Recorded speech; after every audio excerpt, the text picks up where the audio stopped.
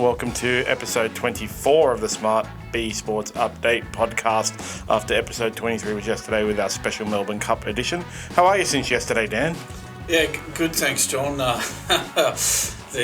England cricket team, the woes continue. Thankfully for us. Thankfully, yeah, definitely. I love it. It's so great. The whinging Poms can continue. They're good at that. That's one thing they are good at. Not so good at cricket, but they're good at whinging. They're also good at talking in fantasy land. Some of the stuff they were saying before the match was ridiculous. And we'll come to that. Don't worry, I'm armed with notes on that. Before we do... Awesome. Before we do, as usual, we'll kick off with EliteBet, who is our preferred bookmaker for the month of November through the Melbourne Cup, which is tomorrow. EliteBet, all bookmakers claim to offer service of some description, but at EliteBet, they genuinely pride themselves on offering exceptional personal service that is not found in the bookmaking industry. They're an Australian-owned business where old-fashioned customer service really matters. Head to smartb.com.au and click on the EliteBet logo to sign up now. These guys are really good guys. I met them. We talked to them a lot, and they do really pride themselves on service. I've signed up for my EliteBet account. Yeah, I'll have to do the same, John. Oh, yeah, please do. Make sure you go to smartb.com.au and click on the EliteBet logo to sign up. Yes, will do. We got some good insights into the Melbourne Cup yesterday and who to bet on. So we did. I've actually got in my notes a few key takeaways. I think maybe we can finish with that, John. Yeah. It's like a little preview heading into tomorrow's race. And yeah, because my takeaway was I have no idea how to bet on horse racing, and I should just follow what those guys say. They're really good. It's really worth a listen for anyone who hasn't listened yet. Really good insights from Dean and Luke. 100%. Very, very impressive. But we can kick off with Australia versus England on Saturday, because we like to kick off with the Cricket World Cup and also Australia's awesomeness first, because Australia is awesome. Australia was missing some key players here. All right. Yeah. And it's never easy, John, when you've got these sorts of disruptions in a big tournament, like Marsh having to come back due to personal reasons, Maxwell falling off the back of a golf cart, John, of all things. Never easy in a big tournament having those sorts of disruptions, and obviously those two going out, it gave an opportunity for both Stoinis and Green to come in. Yep. I watched the first innings, John. Couldn't stay awake for the second innings, especially given we had our Melbourne Cup podcast yesterday morning. I sort of thought Australia, having watched the batting innings, thought Australia never really got to great heights with the bat. They couldn't really get a big partnership going, John. The best partnership was Smith and Labuschagne of 75. You just always felt like whenever Australia were pulling away from England, England had taken another wicket. Australia all out for 286. At half-time, going to bed, I sort of thought this could go either way. If England bat well, they'll win the game. If Australia bowl well, they'll win. Thankfully, it turned out Australia bowled well, and waking up to the good news that Australia had won, John. Well, yeah, I also, after getting home, I watched the... I started watching at around 9, I think it was, and I watched a couple of hours. Yeah. I was kind of the same. I felt Australia wasn't doing very well, but given the fact that they had new players in, there was a lot of off-field kind of, I don't want to say drama, but drama. It was a bit drama. You know, whenever any player goes home for personal reasons, it obviously affects the whole team, whether it's a tragedy in that person's life or whether it's personal reasons to do within the team. It's going to affect the team because they'll be worried about their friend. And, the loss of Glenn Maxwell, we've discussed. Labuschagne and Smith being the best partnership is kind of like a little bit worrying, At the time, it was a little bit worrying because it was like, these two guys, as we've discussed, kind of play the same. Like Labuschagne is like a less good Steve Smith. Yeah, well, that's it. They play the same way. Labuschagne made 71, Smith 44. It's okay from Smith, but still, John, he's only averaging 29 in the tournament. He's only got 150 for the tournament. I think that was against the Netherlands. So, yeah, there's concerns over Steve Smith's form going into these bigger games. And, I'll come to it a bit later, but there's when we preview that next Australian game, I think it's against Afghanistan. Yeah, Afghanistan. They've got a bit of a dilemma with Labuschagne getting the 71 and with, Maxwell and Marsh are going to become available again. But anyway, I'll come to that a bit later in more detail, John. Adam Zampa, what a performance from him. 29 off 19 with the bat. And then he backs it up with a brilliant 3 for 21 from 10 overs with the ball. Took wickets and was economical. It's not easy for a spinner to be economical, to go for few runs.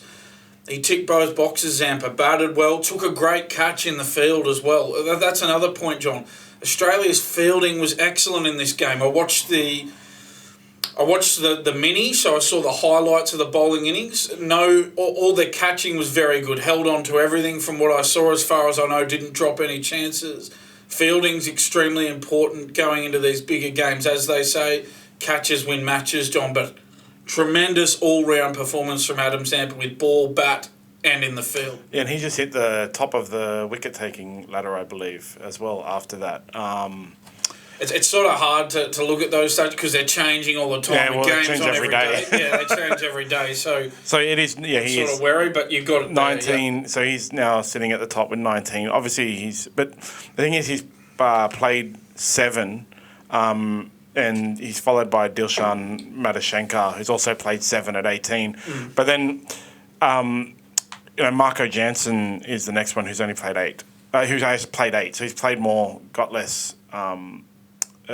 Wickets. There you go. It's all the more impressive from Zampa then. So what a turnaround. We were critical of Zampa in the first 2 games, didn't fire a shot at the opposition. And now we're getting towards the end of the group stage and he's the leading wicket taker for the tournament. And what a turnaround. A lot of people were saying, Nathan Lyon should have had a look in the ODI side, but I think Adam Zampa's slammed the door on that, John. Well, I guess he shouldn't have sung the national anthem for the first 2 matches. That's the most important thing, obviously. That gives him his form. And to be honest, this is the kind of match when Australia's setting a target of 286.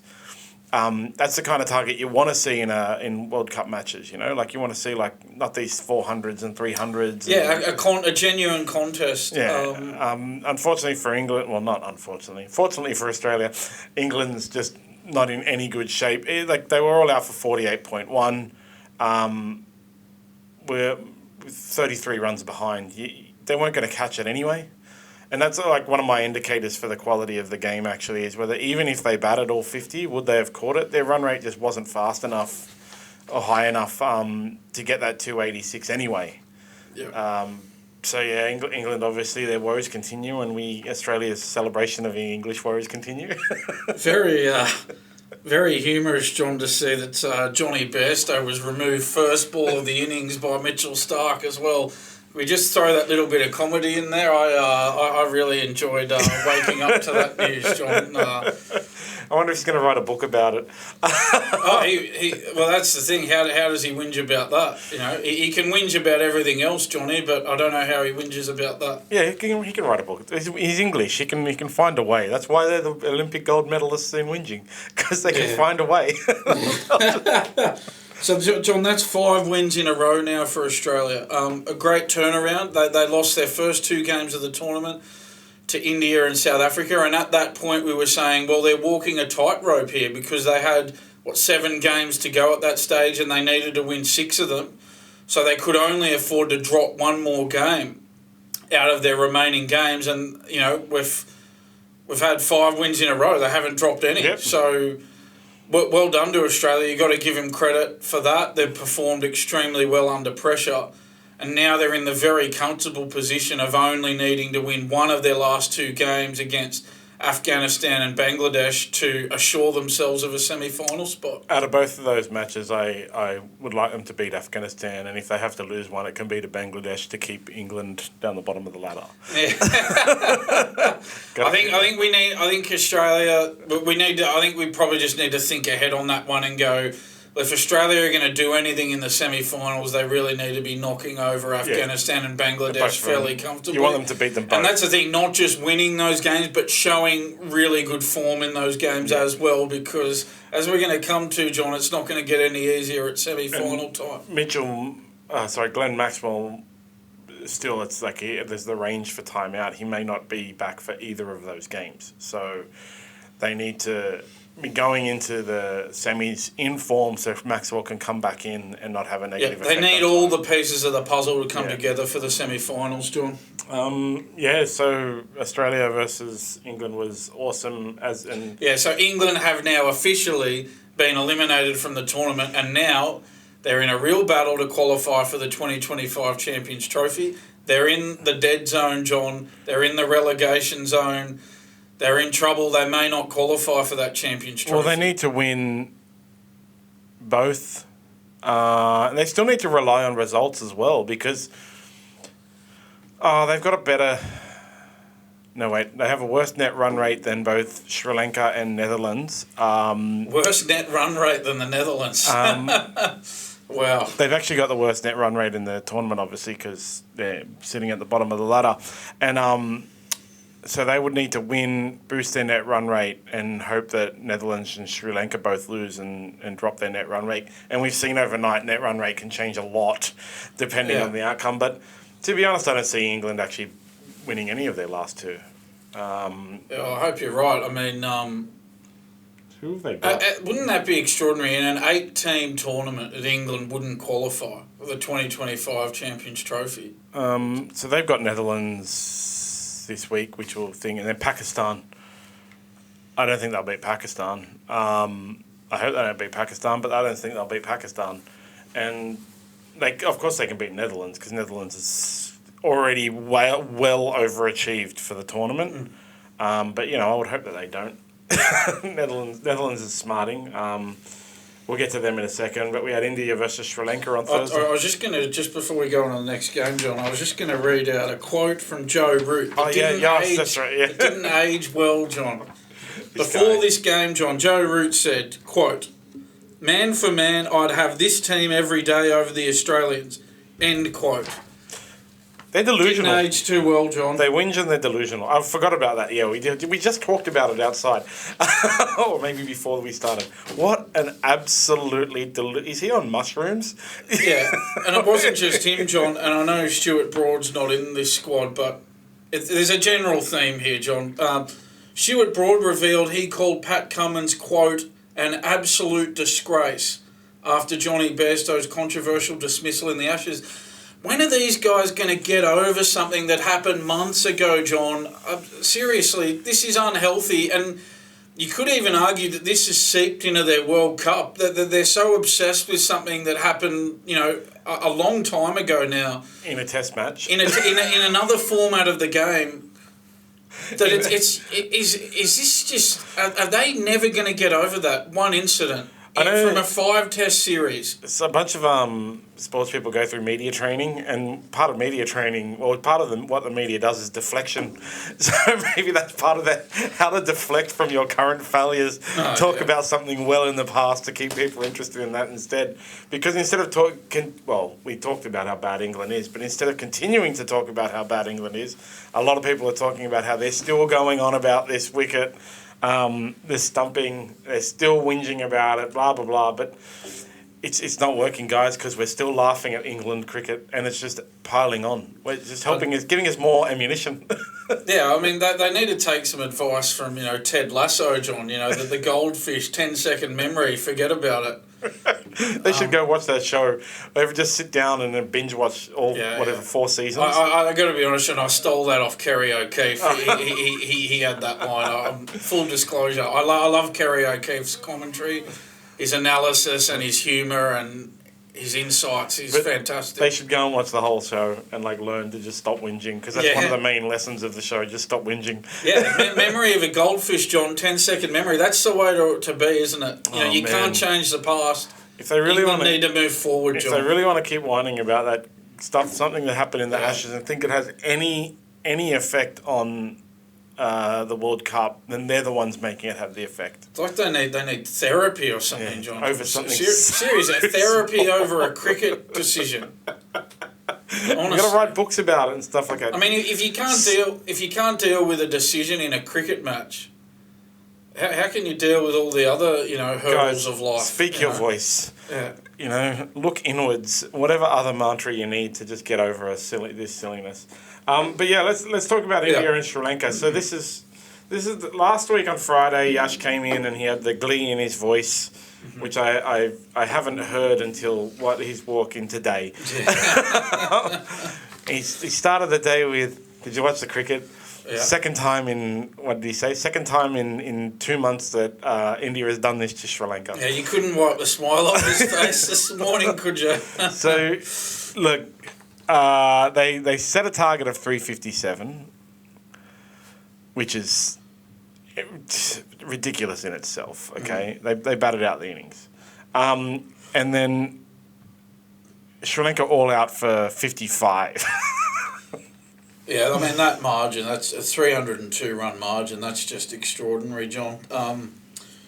Shubman Gill, 92 off 92.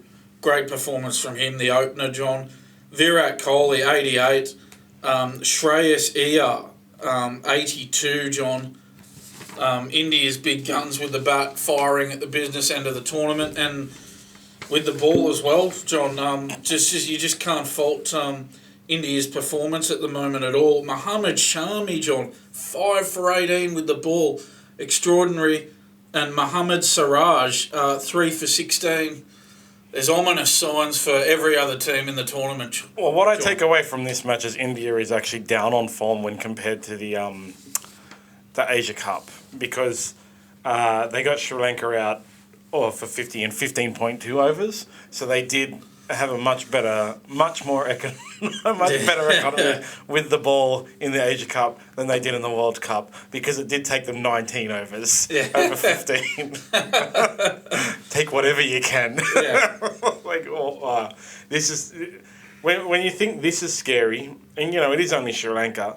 When you look at that and go, man, that's a scary outcome, and then we'll get to last night. Yeah, we'll come to that, John. You those put the two together. Yeah, is very. Every single team should be shaken in their boots right now. Mm-hmm. Netherlands versus Afghanistan was a disappointment, if I do say so myself. Netherlands had 4 runouts in this. 5 weeks ago, you said a line that the worst way to get. The worst way to get out in cricket is to be run out, and they had 4 runouts. Yeah. Netherlands just didn't look like they knew how to play cricket. It's the worst way to get out, John, because it's probably the only dismissal that you have control over. Like, in terms of, if you get caught, it happens, but run out, I mean, that's caused by the batsman, Yeah. You don't have to run at any time. You run and get run out, well, it's on you. It's the hardest form of dismissal to live with as a batsman, and to have 4 runouts, as you said, that's just, I mean, that's just diabolical. The tournament's probably getting a little bit long for the Netherlands now. They've had their moments, they've done pretty well, but yeah, well done to Afghanistan, John. This is, as I said, it's one of the more extraordinary world sports stories of 2023, this one. So every single time Afghanistan wins, we go through the same stat. What have they won now? They've won 4. Afghanistan have won 4. So Afghanistan have won 5 World Cup matches ever in the history of Afghanistan, and 4 of them are in this tournament. Every time they win, they get another one for that. They're. I feel bad for Netherlands now, because they were our feel good story of making it in, and it is just the tournament's become too long. Obviously, Netherlands needs more cricket in them.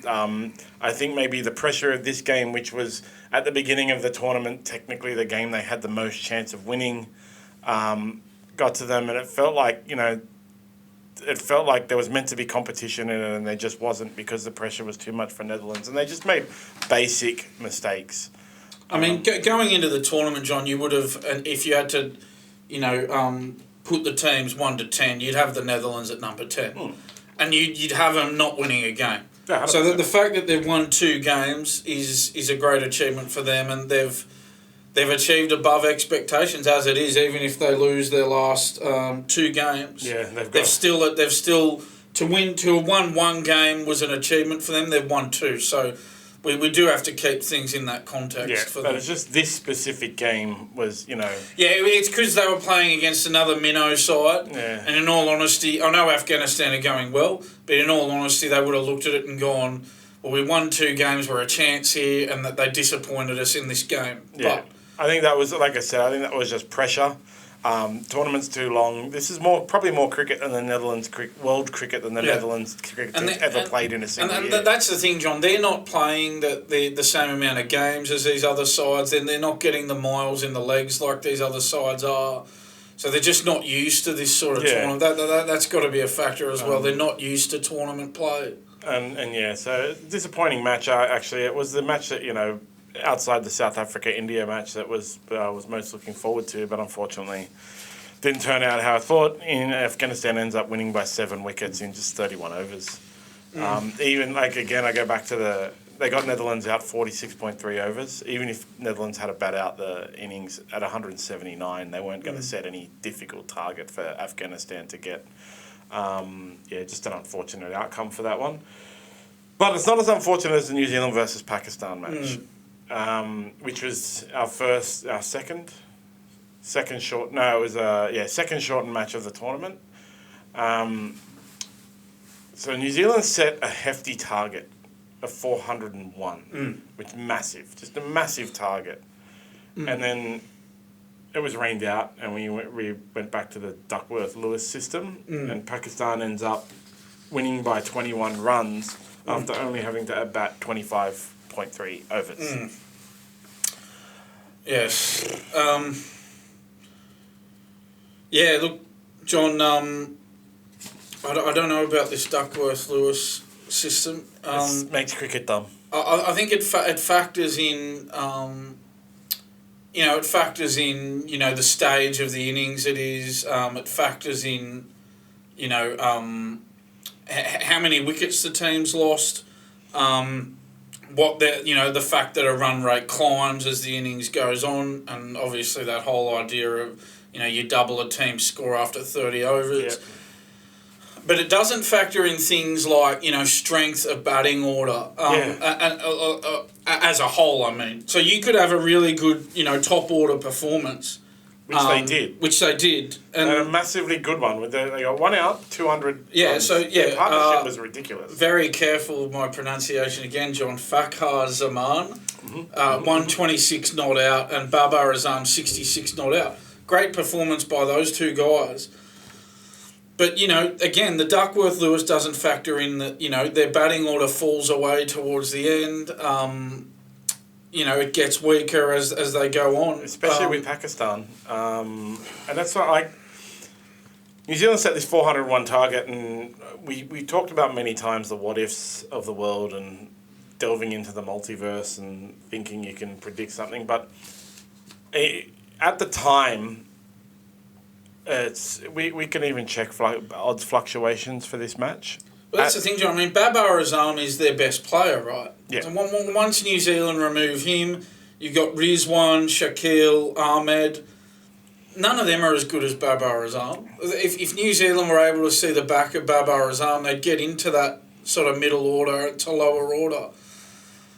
And then, it's not the same game. But Duckworth-Lewis doesn't take that into the equation, John. Yeah, and that was a big frustration for me. And I don't have a solution. I have to preempt that. I don't like complaining about things without solution. I like that saying, don't come to me with problems, come to me with solutions. But what they have now, I don't think is the correct solution. Does there need to be maybe... Obviously, they have their way of calculating it, John, and for whatever reason, Pakistan were ahead of New Zealand under their system at that time of the game. But does there need to be something put in place where a team needs to have a clear win at that point for it to count as a win? And if it's not clear, well, then they share the points and it's a no result. Yeah, I think something like that. Because, look, I didn't think when New Zealand set a target of 401, and you got to keep in mind also New Zealand had to bat out their whole innings and Pakistan didn't. That's one of my biggest frustrations about it. You can have a situation where New Zealand bats out their whole innings and sets a target of 401, and then Pakistan doesn't have to and wins. The bookmakers, this match finished at the time when it was called off with Pakistan paying $5.10. And New Zealand's still paying $1.98. Well, that's a whole other realm, isn't it? The betting ramifications of these sorts of decisions as well. When Pakistan went into bat at with New Zealand at 401, Pakistan was paying $14.50. You know, like nobody thought Pakistan was going to win, and the only reason they won was because of this system. It's like, again, what if? You don't know. They could have won, right? You never know. Netherlands can beat South Africa. So anything can happen. But with everybody in the world's knowledge of cricket, even though Pakistan was doing really well, no one expected to win because exactly what you're talking about. Yeah. You get one of them out and they would have collapsed in theory. Yeah. Is the expectation. That's the thing. Duckworth-Lewis doesn't factor in the strength of the batting order. It only factors in number of wickets lost, and it calculates what your run rate could climb to later in the innings. Again, no consideration. Not every team has the same strength of batsmen from number 4 through to number 11. Australia's 4 to 11 is different to India's 4 to 11. India's 4 to 11 is different to South Africa's, and so on and so forth. South Africa's is different to Pakistan's. New Zealand's is different to Pakistan's. You could go on and on. And there's just the common sense, John, you would look at it and go, right, New Zealand made 6 for 401 from 50 overs. Pakistan made 1 for 200 from 25.3 overs. Common sense is you look at that and go, that's about even. A point each. Yeah. Share the points. Yeah. And that really ruins New Zealand's adversely affected, having now lost 4 in a row. 3 of them fair, 1 of them not so. That's the thing, and they're in the they're in dire straits now. They could miss. That's the the thing. We've got to also. That's a real fall from grace for New Zealand, and I know you could argue. They're unlucky in this game. You could argue they were unlucky against Australia, that close 5-run margin in that game. But 4 losses in a row isn't good under any circumstances, John, and that they're in a bit of trouble now as a result. Yeah, and it's 3 losses in a row, then a recovery against Pakistan would have changed a lot for New Zealand, to close out the tournament. They've got... see who they got left here, John. They've got Sri Lanka this week, which they should win comfortably. Is that their last? I think that might be their last game. That's actually their last game. That is actually their last... Yeah, that's right. That's absolutely... Well, that was the weird thing about this round where New Zealand was starting a new round before Australia and England had even finished their last round. Pakistan have got 1 to go too against England. So interesting times. It could come down to those 2 matches. And interesting times. What it will come down to is what happened in that match on Saturday. Yeah, and New Zealand are going to need... And who have Afghanistan got? South Africa and Australia. Yeah, well, you wouldn't think Afghanistan are going to make it. I don't think South Africa are going to make it, but because you'd think, probably New Zealand get there on net run rate, John, but... Gee, they're walking a tightrope that you would not have thought they were going to walk 4 games ago. And 3 games ago, we had 2 games ago we had the set 4 and we were discussing it wasn't going to change, and now we know what it is. And what it has come down to is the Duckworth-Lewis system has decided to increase the chance of changes to the top 4. That's actually the thing. 2 games ago, before this match, it was still kind of like New Zealand's going to win. They're going to beat Pakistan, and then the Duckworth-Lewis system has changed that, given Pakistan the win, and made it potential that New Zealand misses out. I don't see a problem with giving them both 1, and you still would have been in the same circumstance. Actually, Pakistan now has more of a chance of making the 4 and stuff, and it does make. But what this has done, the outcome of this game done is hurt New Zealand and benefited Pakistan to the same degree. It's hurt New Zealand a lot and it's benefited Pakistan a lot, as opposed to giving them an even outcome, which would have been much better. So that's the thing. With Duckworth-Lewis now, you look at it and go, well, it shouldn't just be the team in front at that time. They need to be in front by a certain margin. Yeah. Otherwise, it's points shared. And now the problem for New Zealand, John, is now, it's looking like the best they can do now is come fourth. Then you're going to play India, and what chance have you got of beating India at the moment in a semi-final? Nothing after last night. You're just going to be cannon fodder for India if you come fourth. That's the thing. If you need to, if you're not India, you need to come 2 or 3, John, because you're going to go out straight away in the semis if you land in fourth spot at the moment, the way it's looking. After last night, which we can get to. Yes. No one wants to play India. We discussed that last time. No, really? Nobody wants to play India. So India won the toss. We've been talking about it. I was really interested to see what happened. India won the toss and opted to bat first. So they went against their grain, but they also went against South Africa's So they took South Africa's strength away from them. Yep. And ended up setting a lofty target of 326. Now, I stopped watching. I thought 326, I don't think South Africa can run that down out of their comfort zone. Because we saw against Netherlands, they lost. Against Bangladesh, it was a very close game. So South Africa out of their comfort zone against 2 minnow teams didn't do well. And I just thought, man, India's going to pump them here. They won't. What I thought was South Africa would bat for 48.3 and hit 270. That was what I... I bet you weren't expecting them to be rolled for 83 and 27.1 overs. That was... So this is where Yash walks in this morning with the glow of sunshine. This is why you couldn't wipe the smile off Yash's face this morning. He created sunshine in the office of just a massive amount of joy, because we've been talking this matchup with him as well about how amazing it's going to be, and I was going to stay up and watch it. It would be the first match I actually bothered to stay up and watch. I ended up going to bed because I thought India was going to win, but man. Yeah, John, Virat Kohli, great innings, 101 not out. Shreyas Iyer again, great consistency from these two, John. 77 he made. With the ball for India, Ravi Jadeja, John, 5 for 33, great performance. And boy, didn't they make an impact on the stats, John. I've got some here for you. So that 100 for Virat Kohli, that takes him to 49 centuries in ODIs. He equals the world record held by Sachin Tendulkar. 83, that total of 83 by South Africa, John. It's the second lowest total by a team against India in the men's ODI World Cup after Sri Lanka's 55 all out on Thursday. So there you go. That's the 2 games in a matter of days since our last podcast. There you go. That's how quickly... records can change. They troubled the record makers there, John. It's South Africa's lowest total at the men's ODI World Cup and their joint second lowest in men's ODIs. So that's 4 ODIs in 2023 where India have dismissed their opponents for less than 100, the most by a team in a year in men's ODIs. 138 runs conceded by India in their previous 2 ODIs that we've talked about, John, the 55 against Sri Lanka and 83 against South Africa. That's the fewest runs conceded by a team in successive men's ODIs.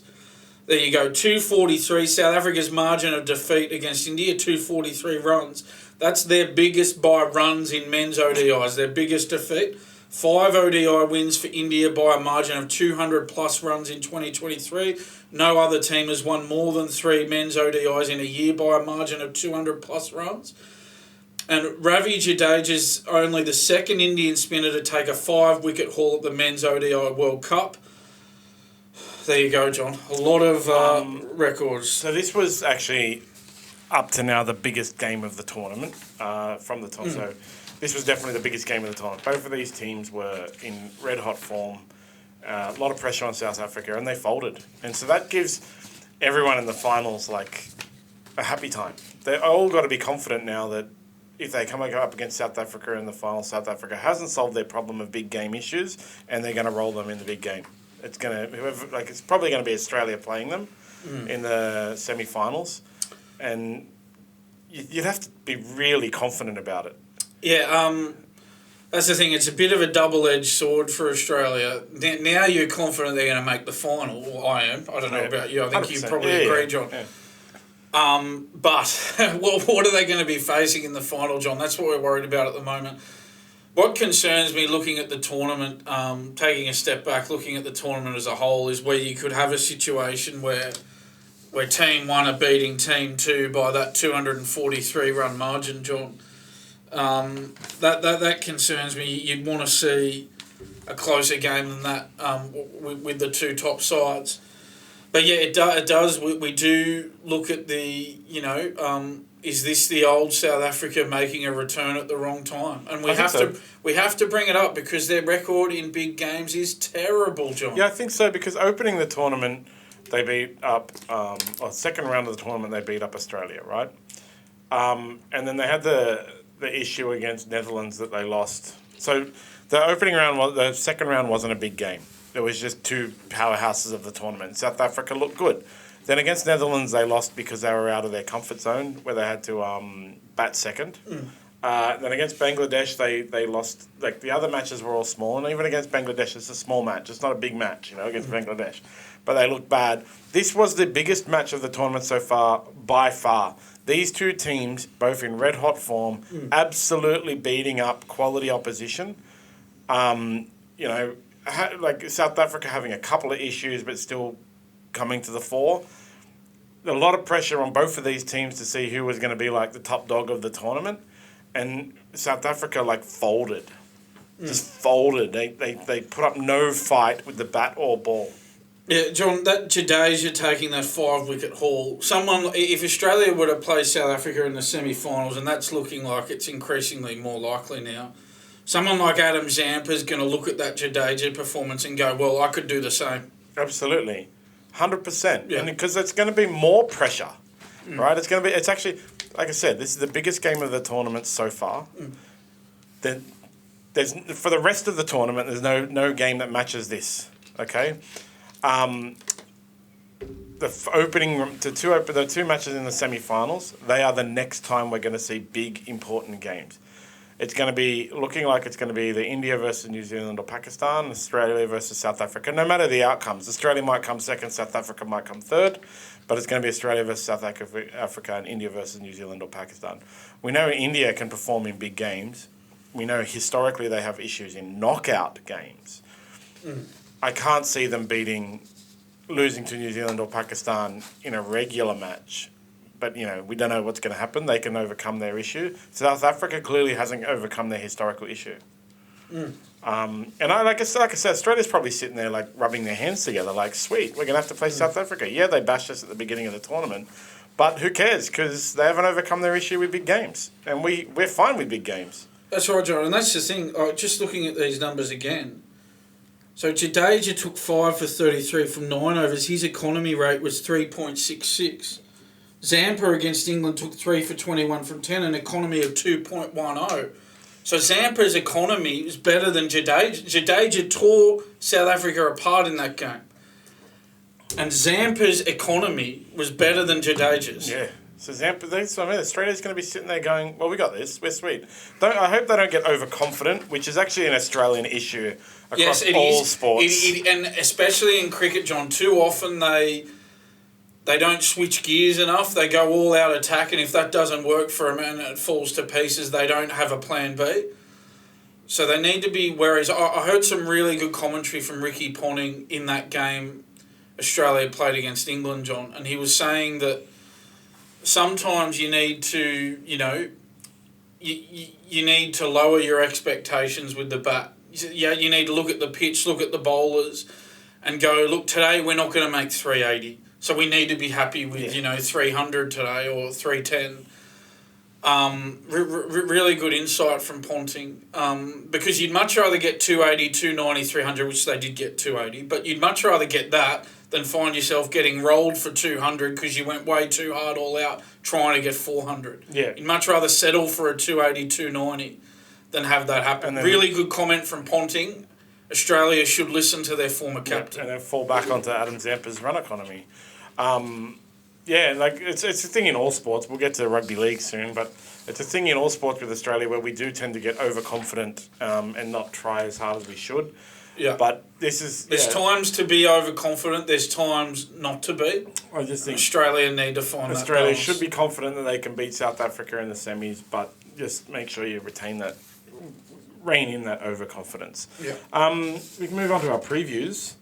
So Bangladesh, Sri Lanka's tonight. Obviously, we previewed a bit in depth last week. We'll just do a quick odds check with Elite Bet. Elite Bet currently $1.54 for Sri Lanka. Sri Lanka pretty much heavy favourites compared to Bangladesh, $2.48. Remember, all of our odds are brought to you by Elite Bet. Think, is this a bet you really want to place? For free and confidential support, call 1-800-858-858 or visit gamblinghelpline.org, gamblinghelponline.org.au. So yeah, nothing much to speak to there. But tomorrow we got Australia versus Afghanistan. Yes, I've got some news ahead of this one, John. Yep. So, looked like Mitch Marsh was due to join his team on Sunday, so he would have re-linked with his team, returning home after he left for personal reasons, John. So he should be available for that next game there. Rejoin the squad, and Glenn Maxwell missed that England game due to a concussion. So he's expected to be available against Afghanistan, John. That's actually a bit of an update for you there. So he trained with the squad at the Narendra Modi Stadium. So, but now this brings in this issue of Labuschagne, John, which I touched on earlier. So he's made 71 against England. He's top scored. But yeah, what do you do there, John? I don't know what you do. You can't drop Steve Smith. You can't. So I think you just got to be honest with yourself about what you think your team's going to look like in the semi-finals, and you just got to pick it for the next two games. And if that means you got to drop a guy who makes 71, well, so be it. I mean, I know it was a good knock by Labuschagne, but it's not like he made 150. Yeah, it's 71. It was a good innings, an innings they needed. Yeah, best of a not that impressive innings, to be honest. Given their competition, but still, you can't drop Steve Smith. Steve Smith's well out of form. Like I said the other day, at some point Steve Smith's going to have to be dropped, and you hope that he makes the decision, not the team. In all honesty, John, I think at his age now, I think Steve Smith's now 34 years of age. I think he needs to look at retiring from ODIs after this World Cup, John, and just spend the last... 34. Yeah, just spend the last 2 or 3 years of his career focusing on Test cricket, because Test cricket's his strength.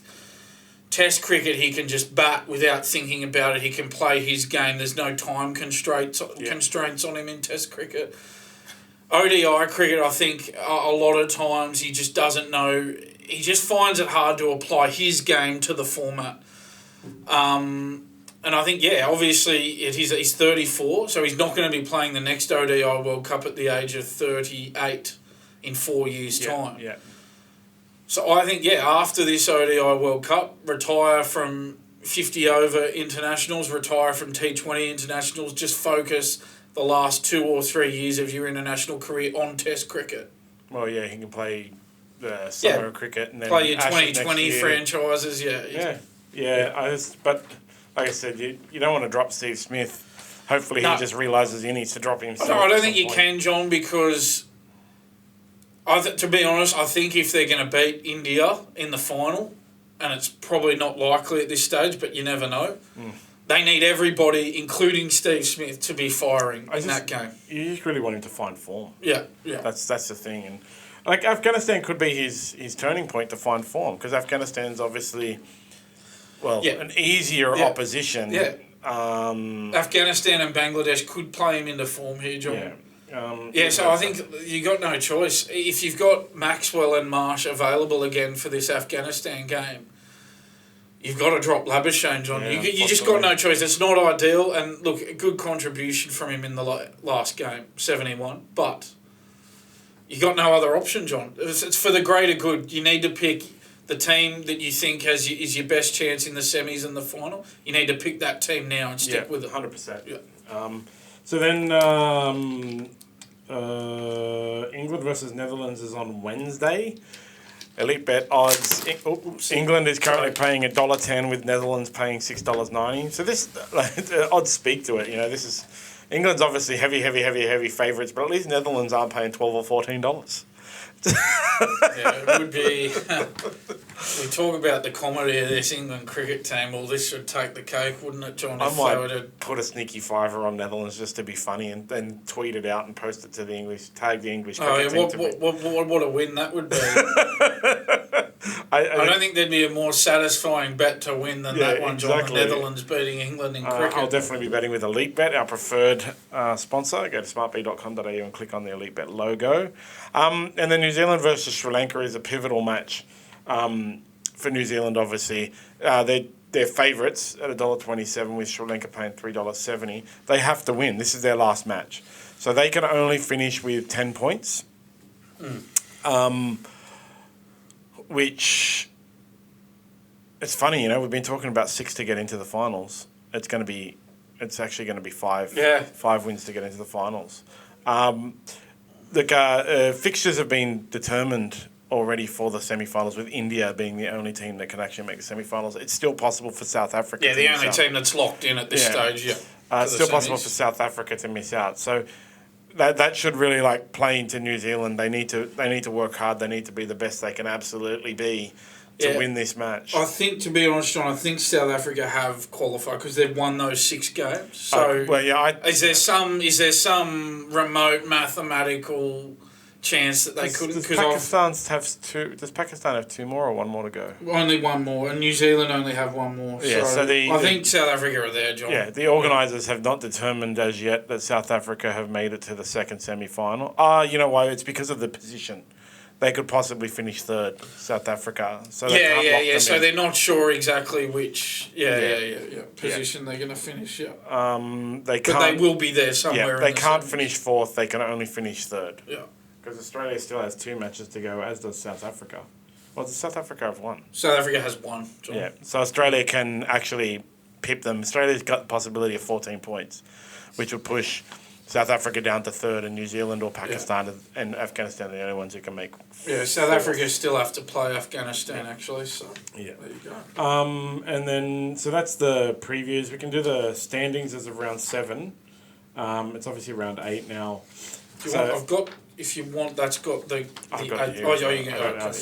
India, obviously, first at 14th. South Africa, second at 12.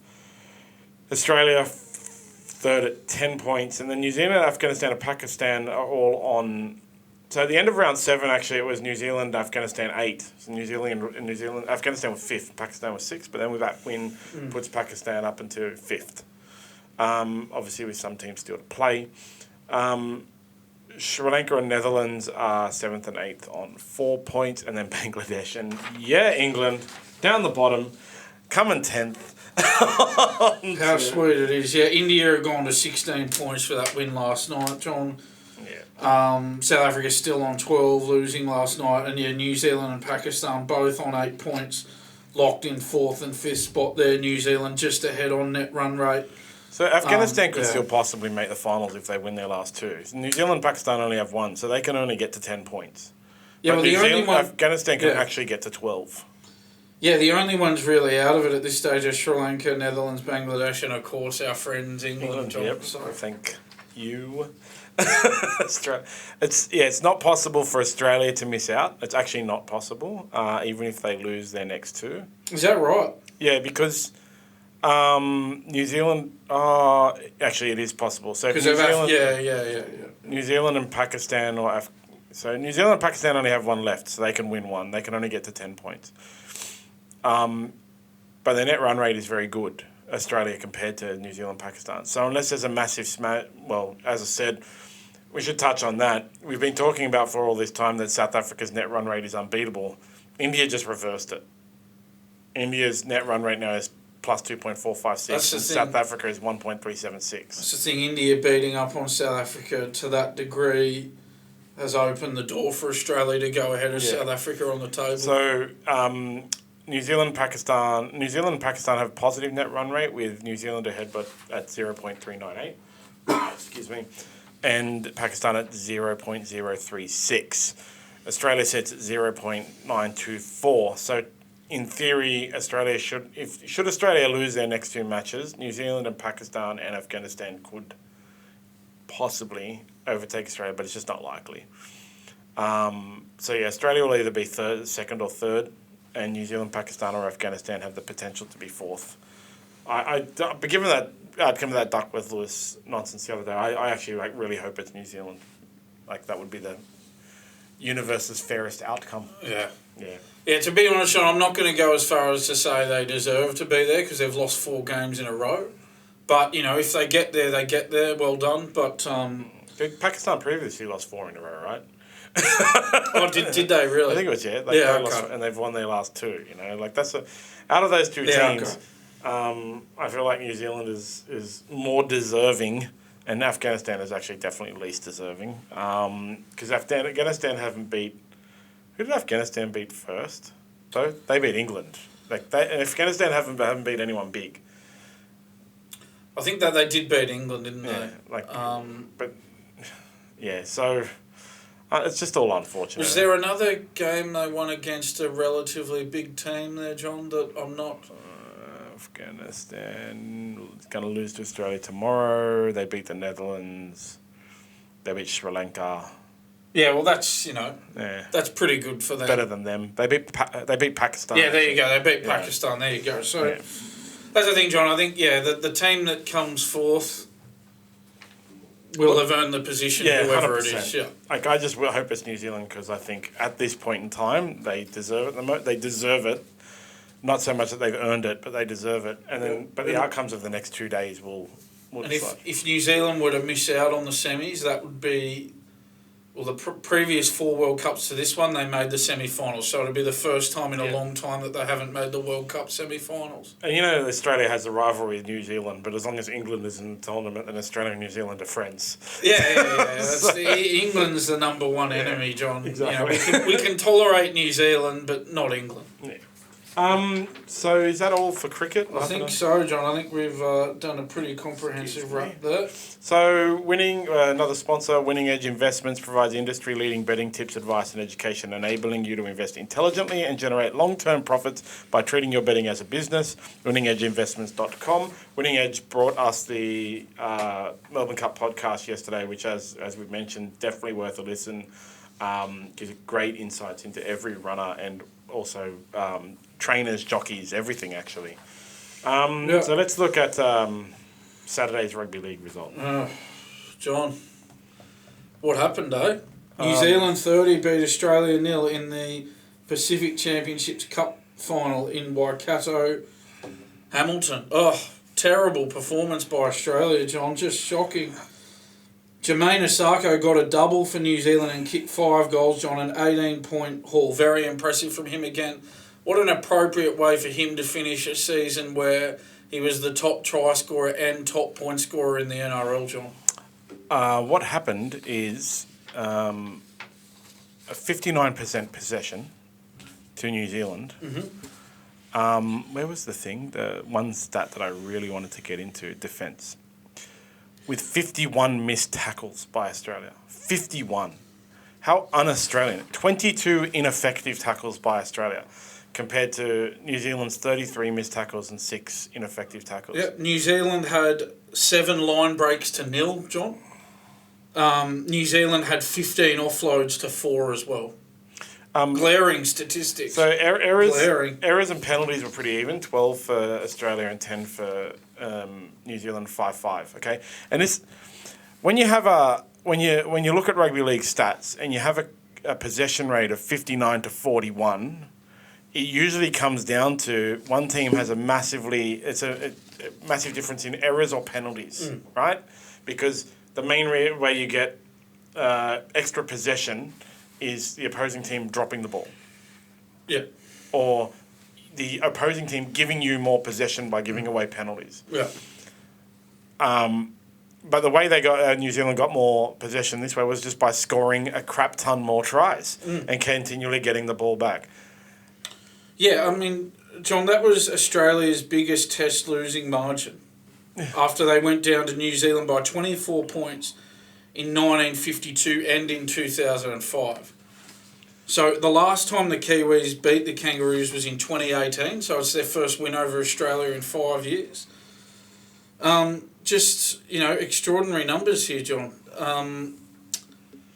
John, I think that if we're looking at some talking points to come out of this game, I think Mal Meninga's got to go as coach. John, if you're the Australian Rugby League coach, with the far better talent pool you have to pick from than any other country, if you're the Australian coach, you can't lose a tournament final. You have to win every tournament. In my view, if you're the Australian coach, you have to win every tournament to keep your job. And if you lose one, you're gone, in my view, because they have that much of an advantage over all the other opposition with their huge talent pool to pick from. I know he's an immortal of the game, John, but that doesn't make him immune from accountability as a coach. So I looked up Mal Meninga after this loss. Okay, so let me just preempt this with, I've watched none of it. I watched no highlights. I didn't even read reports because, as I said, I wasn't interested. I said on Thursday, I won't hide myself from social media. I won't hide myself from the scores.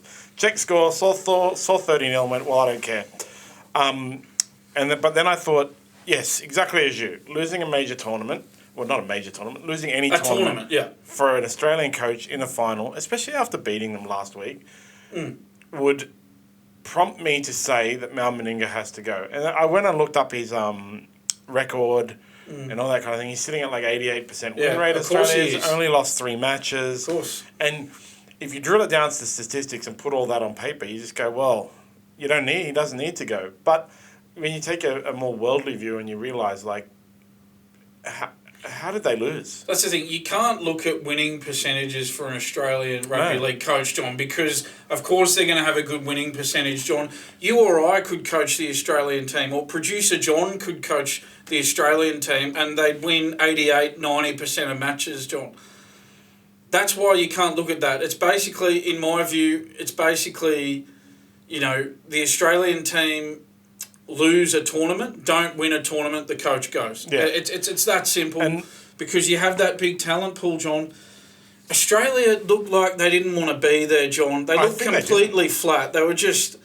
it was the last weekend of Rugby League for the year. They looked like they were thinking about their holidays to Bali or Vegas at the end of the season, John. It's one of the things here as well is that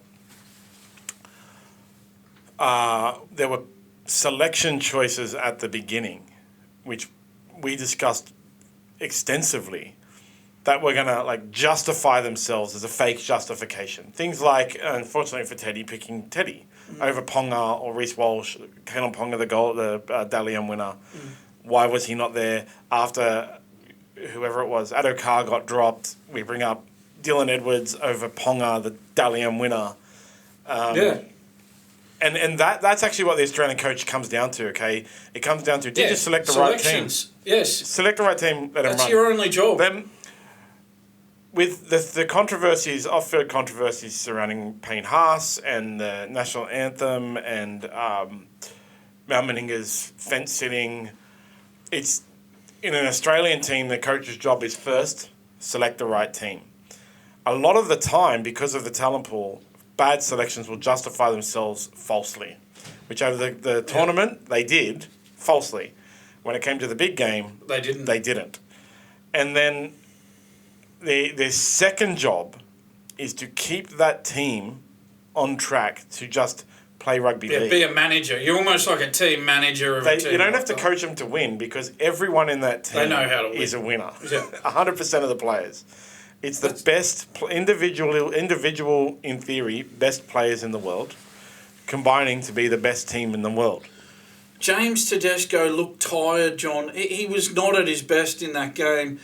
And we've touched on it before, John. Reece Walsh and Kalen Ponga were fit. They could have been picked in this squad, John.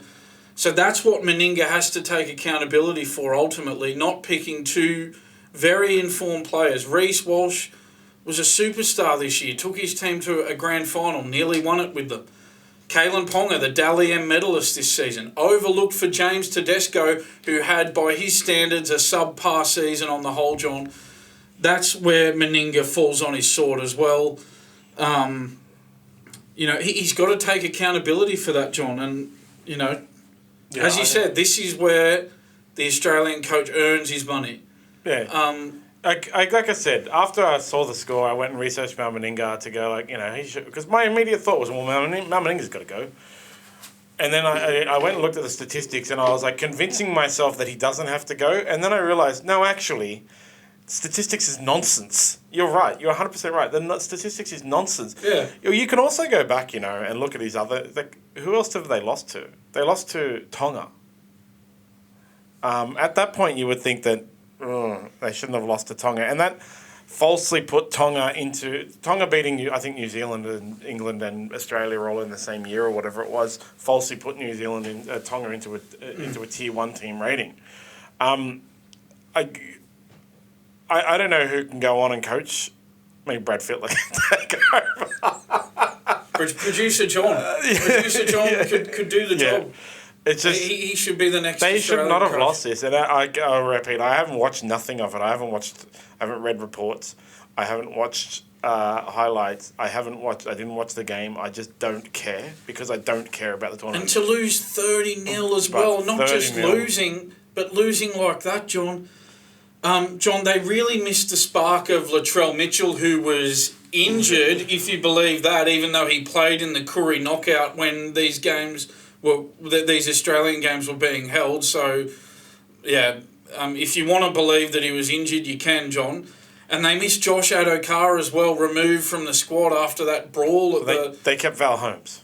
You got to remember, they kept Val Holmes, who was also suspended. They removed Josh Adokar, who was suspended, and kept Val Holmes, who was suspended. And Dylan Edwards wasn't even originally selected. He only, a former player who won the premiership with Penrith, he only came in because Adokar was removed from the squad, John. If you think Adokar is a removal to replace with Dylan Edwards, you're mad.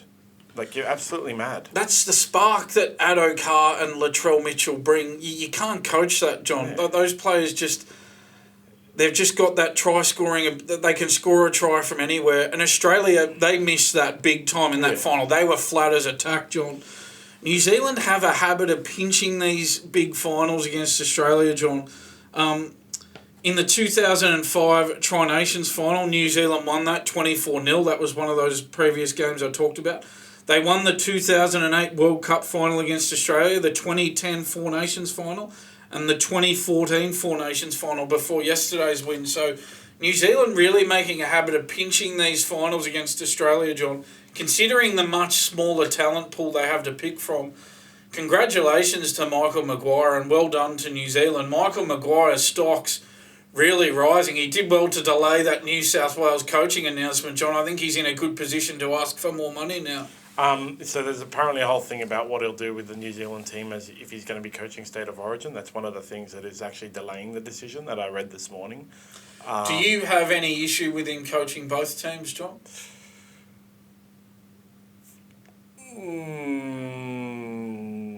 Is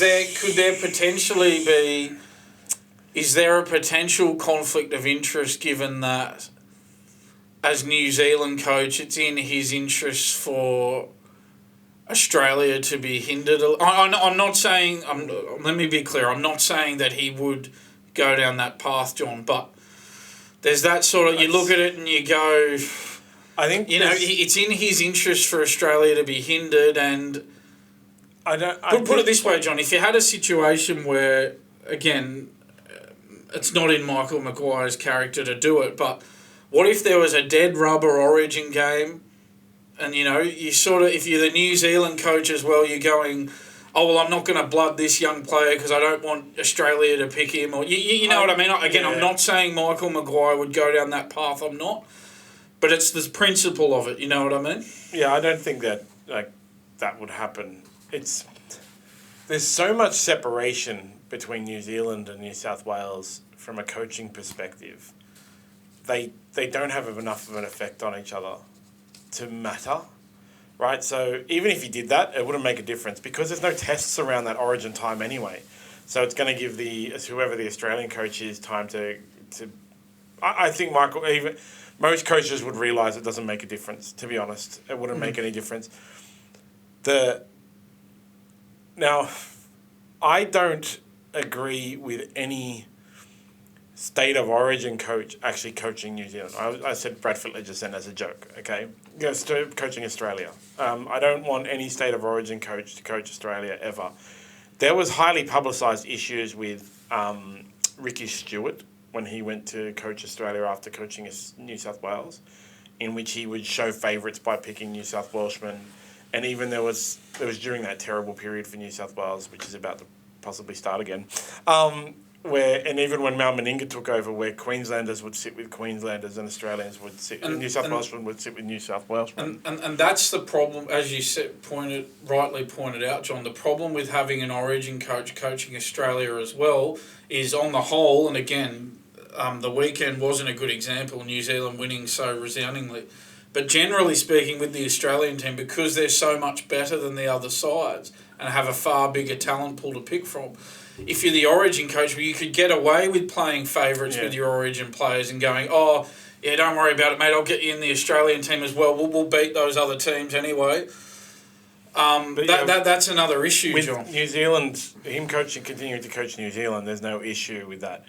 Now, again, there's no test matches around the time either. Okay, like won't have any effect. Michael Maguire getting distracted. And do we even know what test matches are going to be on next year? You know, when do we know? No, it's and that's one of the issues with the International Rugby League, John. There's no year to year. There's just no continuity. So we know that there's a World Cup in 2026. We don't know much about it. I think it's supposed to be held in the Southern Hemisphere, I think, but we don't know for sure who's going to host. I guess it would probably be Australia. Yeah, I mean, that's the thing, John. Apart from that, we don't know what's happening year to year. And I know that COVID didn't help the situation, but, you know, COVID, well, in terms of being an emergency pandemic situation where, you know, you can't travel anywhere, well, that part of the pandemic's over now, John. So so it will be hosted in Australia because it was the thing. So France was meant to host it, right? Okay, and then they won't be, and then it's only going to be 10 teams as well. Right. Okay. So the qualified teams are New Zealand, England, Australia, Fiji, Lebanon, Tonga, Samoa, Papua New Guinea, and there's two more from the 2025 World Series winners and runner-up. I don't know what the 2025 World Series is. It's Cook Island, Jamaica, South Africa, and the winner of the I'm going down a rabbit hole here. So the World Series will be Cook Islands, Jamaica, South Africa, and the winner of the European qualification tournament. Now I'm going to go find who the qualification tournament is, blah, blah, blah, blah, blah. But it is going to be hosted in Australia. And, I don't see how coaching New Zealand could get in the way of Origin, all right? And so I don't have an issue with it, actually. I understand that State of Origin is really tribal to Australia, so I can understand where it puts people offside, and I accept them being offside with it. Like, you know, New Zealanders shouldn't be in Origin and shouldn't be involved in Origin. But when it comes down to it, there's so many New Zealanders, Samoans, Tongans, whatever, playing State of Origin anyway. If you're going to whine about Michael Maguire coaching New Zealand and New South Wales, then really, go all in and whine about every one of your players for whichever, if you're Queenslander or New South Welshman, that don't belong in your team. You know, there is so many, they have that famous That's in Queensland song.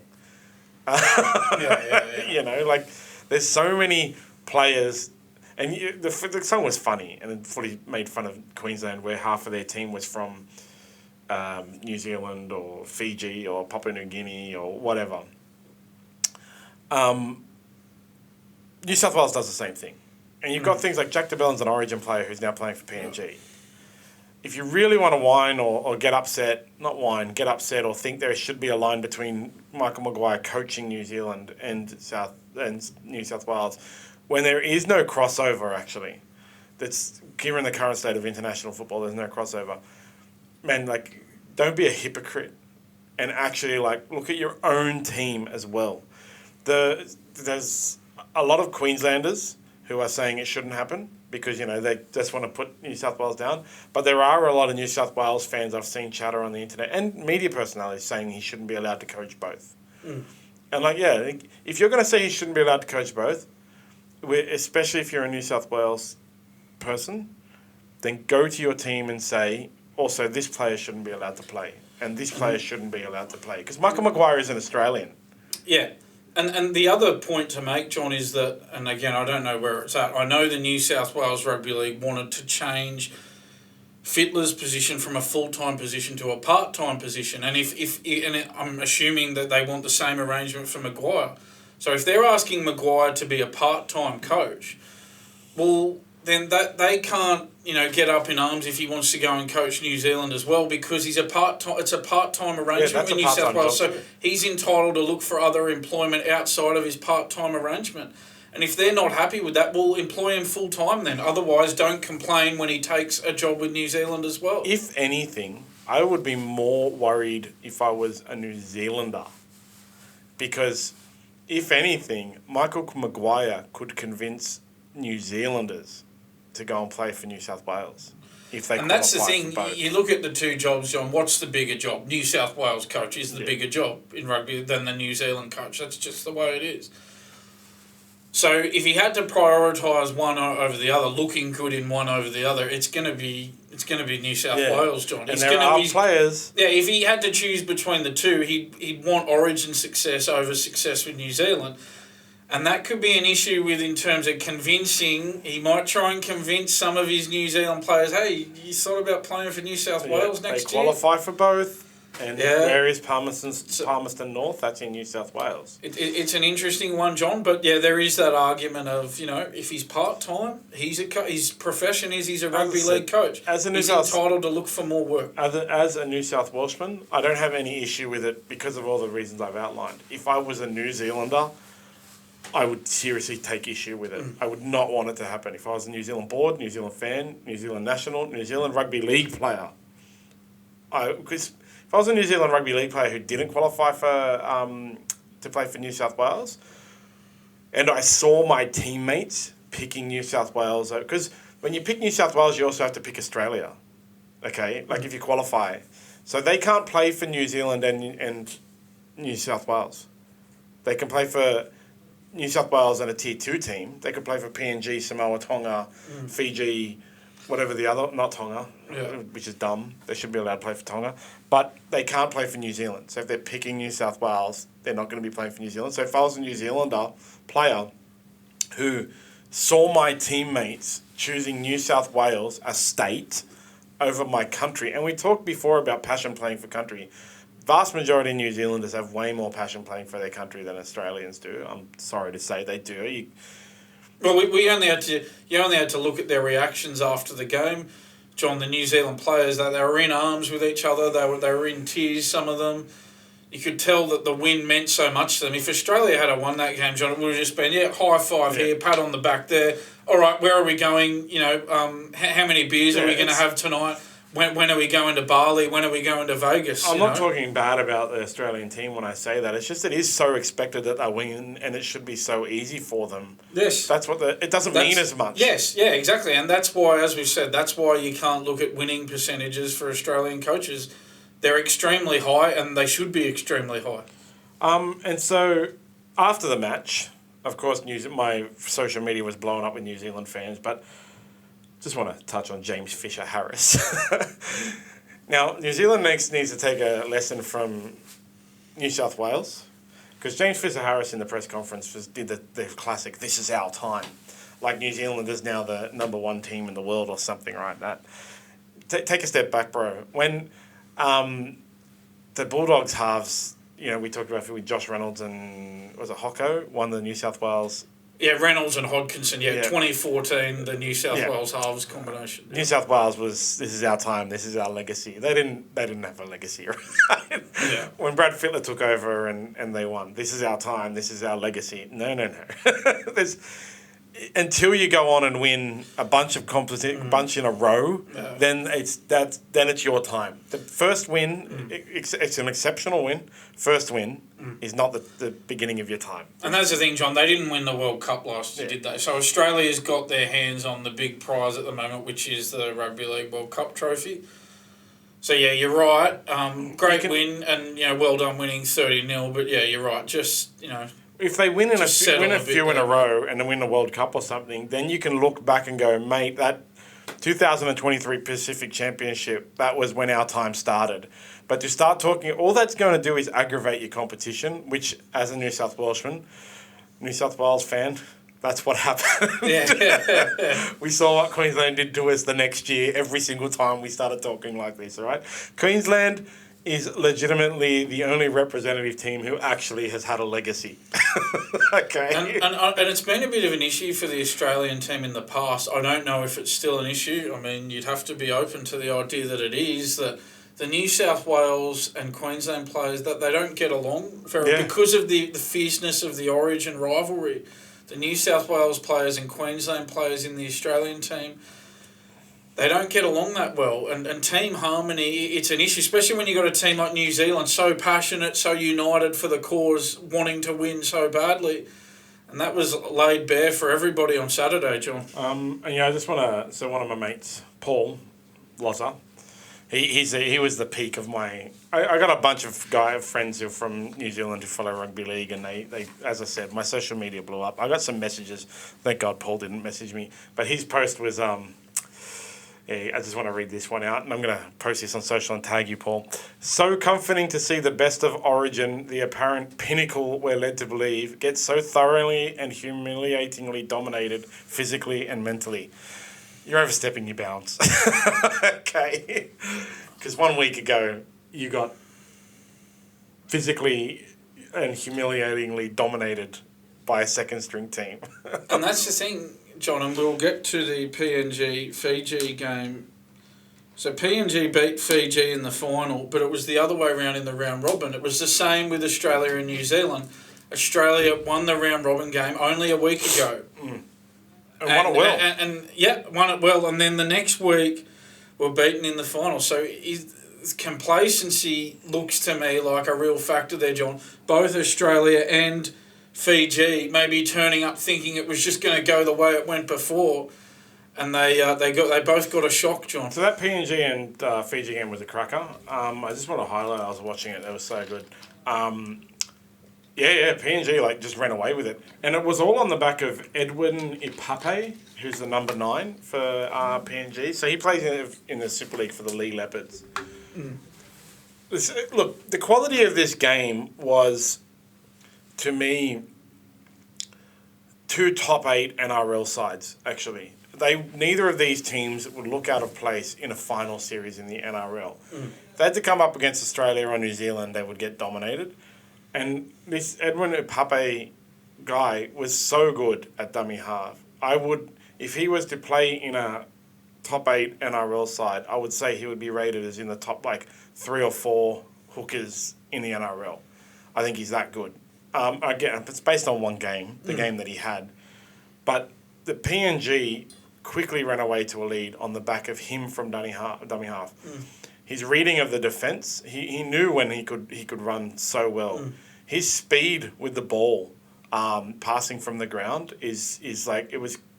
Okay, again, only one game I've actually watched really closely with this guy, but his speed with the ball was like Cameron Smith-esque. How quickly the ball would go from the ground at dummy half, either side as well. His ability to get off the line was it was like this combination of an Isaac Luke, Cameron Smith, Denny Badiris style hooker all in one bundle. Sounds pretty impressive. I was so impressed with it, man. I just thought, if he was dropped into an NRL side with the right coach, he could definitely be in the top hookers in the NRL. And hooking is, I remember years and years ago when Wayne Bennett took over the NRL, the Dragons, right? I was in a Dragons Facebook group. all Facebook groups are dead now, but I was in a Dragons Facebook group and we were very... They are, aren't they? It's just gone quiet, hasn't it? We're all really passionately arguing about positioning, where Darius Boyd would play and stuff like that. And I put Ben Hornby at number 9, okay? Because Ben Hornby famously moved from fullback. It was a stock, very consistent, good fullback. It was a very, consistent, good number 7, number 6. He played both. And Phil Gould famously said, give me 17 Ben Hornbys and I'll win you 20 competitions. But at the time it had Jamie Soward, I think Rangi Chase was there maybe, I can't remember. And then there was Darius Boyd was obviously coming, who was a centre and a winger, but I thought always thought he was much better suited to fullback. So we had 1, 6 and 7 that I thought would be set. And I had to include Ben Hornby in the position. I put him at 9. So this is 2009. Yeah, 2009.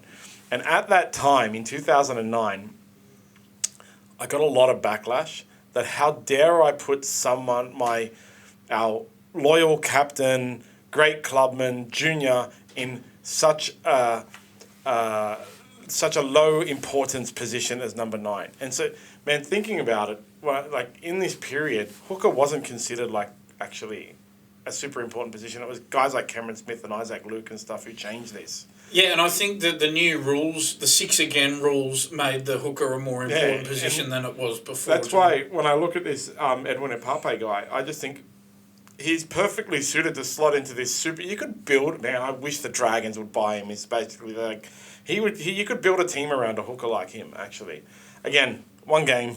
I'm not going to go watch the Lee Leopards. I don't know how well the Lee Leopards went and stuff like that. But the way he carved up.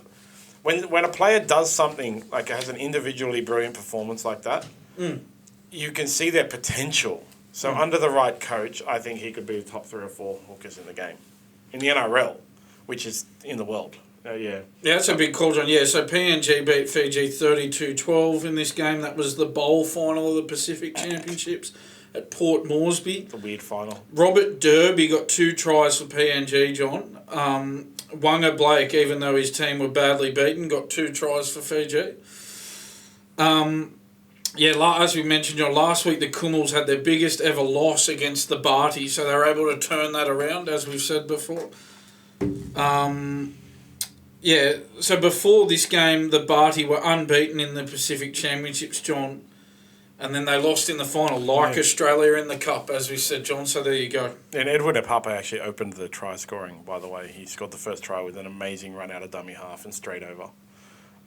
Impressive. Yeah, he's really good. And Reece Martin kicked 6 from 6, 5 from 5, and 1 penalty, Scored 12 points. It was a really good game. I liked the game. It was pretty fun. But it was an NRL game. It was purely an NRL game. It wasn't an international quality football. It looked like two kind of top 8 sides. That if both of these teams were in the NRL, it would be really good for the NRL. I kind of highlighted to me that they should definitely go ahead with that PNG team as well, and they would track guys like Edwin Epape over just so he could basically be paying for his country every week. Absolutely, John. I was just going to go that England-Tonga. I was just going to give the result, John. Yeah. So England won 26-4 over Tonga in that third test. It didn't mean much, John. They'd already had the series wrapped up, so they won the 3-test series 3-0 England. They really have to just end this dream of Tonga being a Tier 1 nation. They're not. They're a Tier 2 nation. Sorry to say, I know Tonga's got some good players and stuff like that, but they've really got to end this dream and put Tonga back to their correct placement. We'll see in the World Cup whether England has improved. I don't know what's going to happen next year with internationals or the year after, whether England will play some actual Tier 1 nations. See how England go against New Zealand and Australia, whether England is still a Tier 1 nation, but Tonga just definitely isn't. The last 2 games were close, and this game was a smashing. Showed that England played themselves into form and Tonga played themselves as Tonga. I just don't think they're a Tier 1 nation, man. Yeah, it's a tricky one, isn't it, John? It seems to be really difficult for them to just to sort of work out the best formula for international rugby league. It's sort of it just confuses us when we get results like the Australia-New Zealand one, doesn't it? When we think about Australia being so dominant, then they get beaten 30-0 in a tournament final. Yep. And then you got these one-sided results in England, with England beating up on Tonga. It's a frustrating beast, the International Rugby League. It's just hard to find the right formula, John. It really is. That's the thing, John. Like the international season's finished now. The season is done and dusted now, and next weekend you're not going to miss it, John. That's the thing. Cares. You're not missing these games when they're finished. Did you see the crowd? For England, Tonga. For New Zealand versus Australia. Was it 13,500? Yeah, absolutely. I was going to ask you if you saw an official stat. It was absolutely ridiculous. I think it was. I'm not sure if you got it in front of you. No, I think it was off the top of my head, John. Not 100% sure. I think it was only about 13,500. And if you look at some of the crowd shots, I think there might be a bit of chocolate fudge put on the. It looked way less. Figure, John. So when you look at Tonga, right? They have beaten Australia once, okay? And they've beaten New Zealand once. And that doesn't automatically make you a Tier 1 nation. That was the problem. I think they've been overinflated because of that, right? Because of that year, whatever it was. They made the semi-final in 2017. They made the quarterfinal in 2021. And that's overinflated they're a Tier 1 nation. I just think... they need to be dropped back to Tier 2, but they also need to be playing more. Every one of those Tier 2 nations need to be playing more international rugby league, not against Australia and New Zealand. And that's it. Australia, New Zealand, and England can go play themselves. If England is actually a Tier 1 team, I don't know.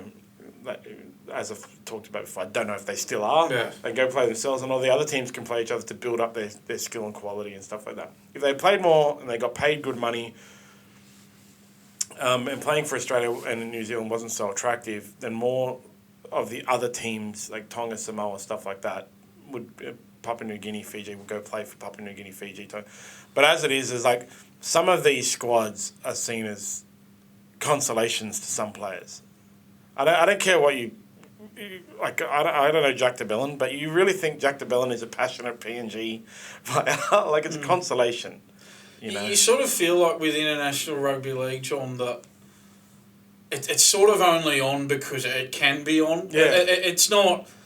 You're not sort of jumping out of your skin going, oh, Australia's playing New Zealand. It's sort of like, oh, yeah, we can put an Australian team together and a New Zealand team together. We can have some games on... But it's not. You're not jumping out of your skin wanting to watch them. That's a massive change to how it was when the Tri-Nations were there. Because the Tri-Nations used to get packed, sell-out crowds. And I always think the failing was converting it to a Four Nations and adding that, other team in there. When they added Tonga and Samoa and stuff like that, I think France was in it one year. And that team was just there to get smashed. And it made... the International Rugby League highlighted that it was a bit of a joke. Yeah. I really think they need to, and I know they wanted to build it, but man, when you're coaching sports and trying to get sports up and stuff like that, you never put people who aren't ready in with the big boys, right? Because they'll just get smashed and they won't learn anything and they won't get better and they'll just lose confidence. So letting all those teams like France, Italy, Lebanon, and all those kind of guys play each other, and Australia, New Zealand over here playing each other in Tri-Nations or whatever, and possibly England in Tri-Nations, and the other teams are building themselves up and getting better and better and better, and then they can be ready to play with the big boys, would be a much better thing. But sometimes I just think it's about money. Probably is, John, like everything else. So some news. Seen this stuff about Aiden Fanua-Blake, who's asked for a release on compassionate grounds. I believe your Dragons are at the front of the queue. You'd have to be mad to buy him. He got released from Manly on compassionate grounds. I don't know what the compassion was. Apparently Aiden Fanua-Blake grew up in Australia and stuff, so I don't know what the compassionate grounds were to go to New Zealand. Compassionate grounds. And now he's asked for a release from New Zealand on compassionate grounds to return to Australia. That screams to me, that he has realised the loophole of compassionate grounds and nothing else. And so no matter where you take him, if he's in any way unhappy, or another club does not that any club would ever negotiate with anyone they weren't allowed to, another club does or another manager agent does a negotiation with him, he's just going to compassionate grounds. And that's the thing, you can't, if you're these clubs, and he comes to you and says, I want to release on compassionate grounds, and I'm sure he gave some detailed reason, John.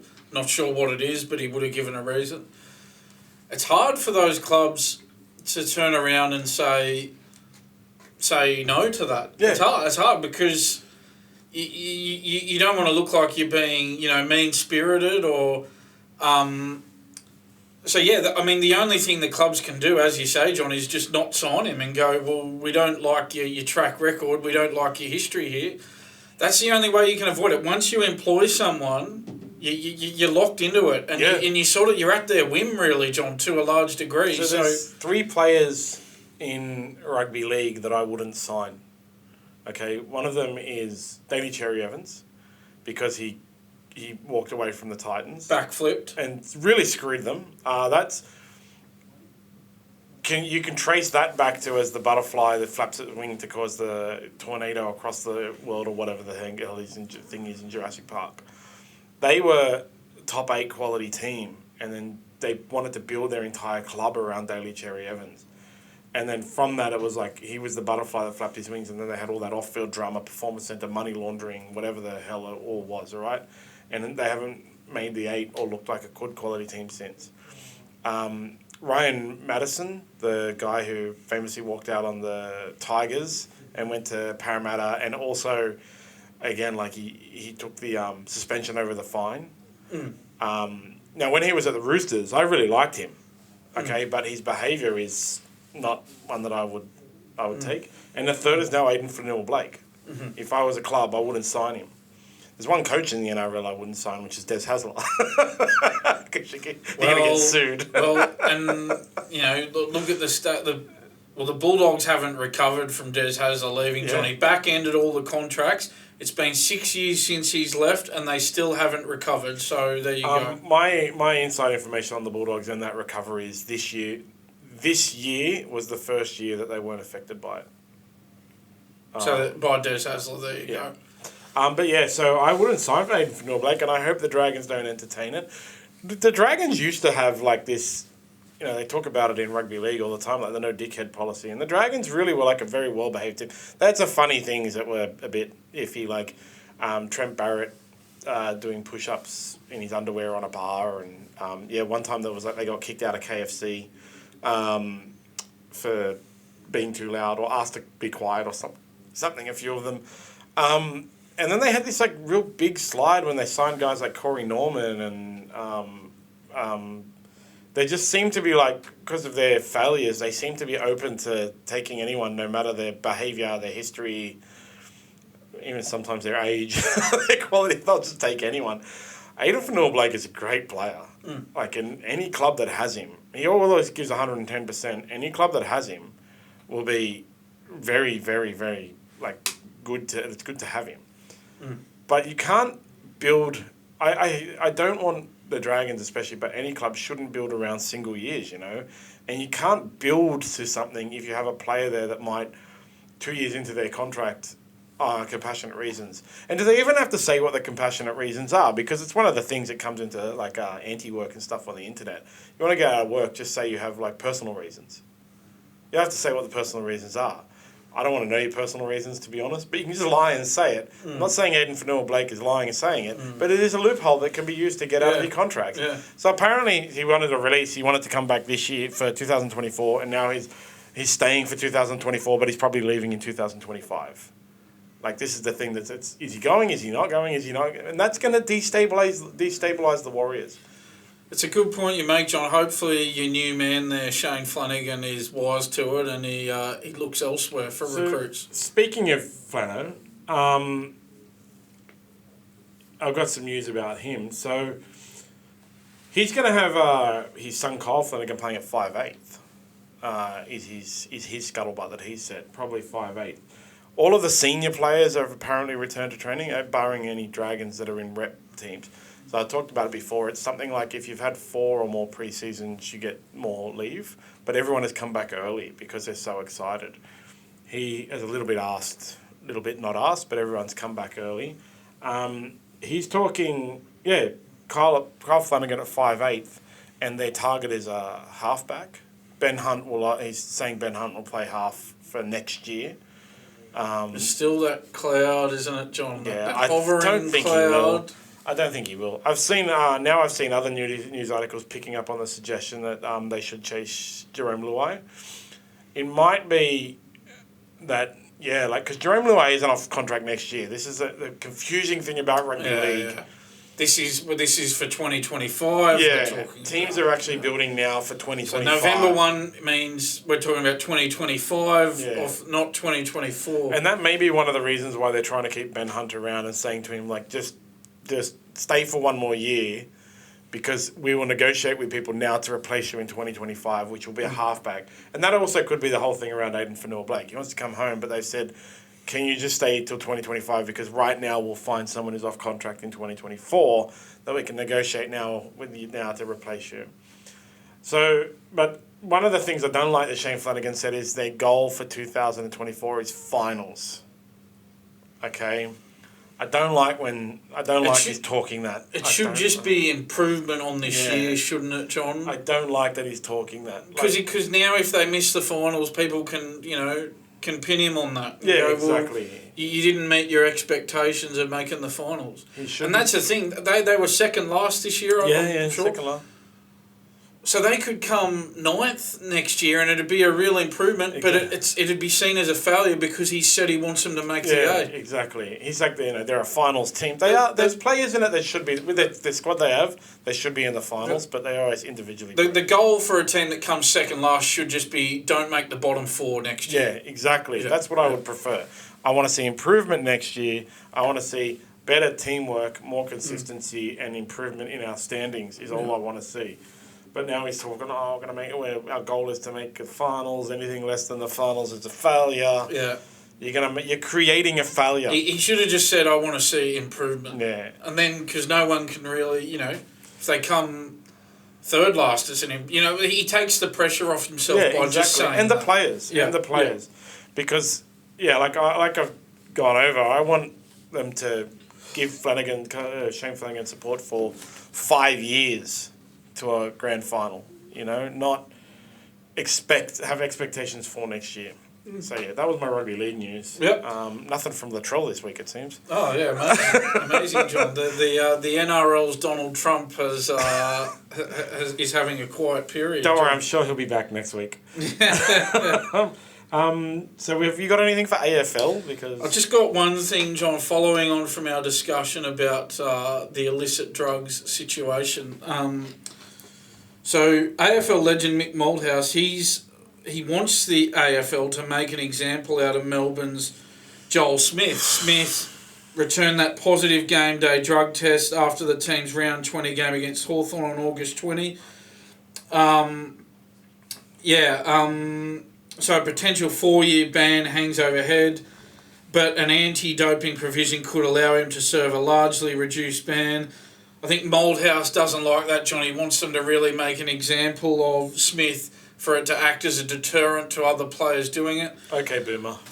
But, it's not performance enhancing. If they don't test for it, we don't find out, John. Yeah. And if, so do we really need to know this stuff? I mean, if the police don't catch them, John, then we don't need to know about it. And people say, but we need to know if there's some issue with the person. Yeah, but people in other jobs, non-AFL footballers, they don't get that sort of benefit where their employer goes, look, we're really concerned about you. You might have a problem with use of illicit drugs.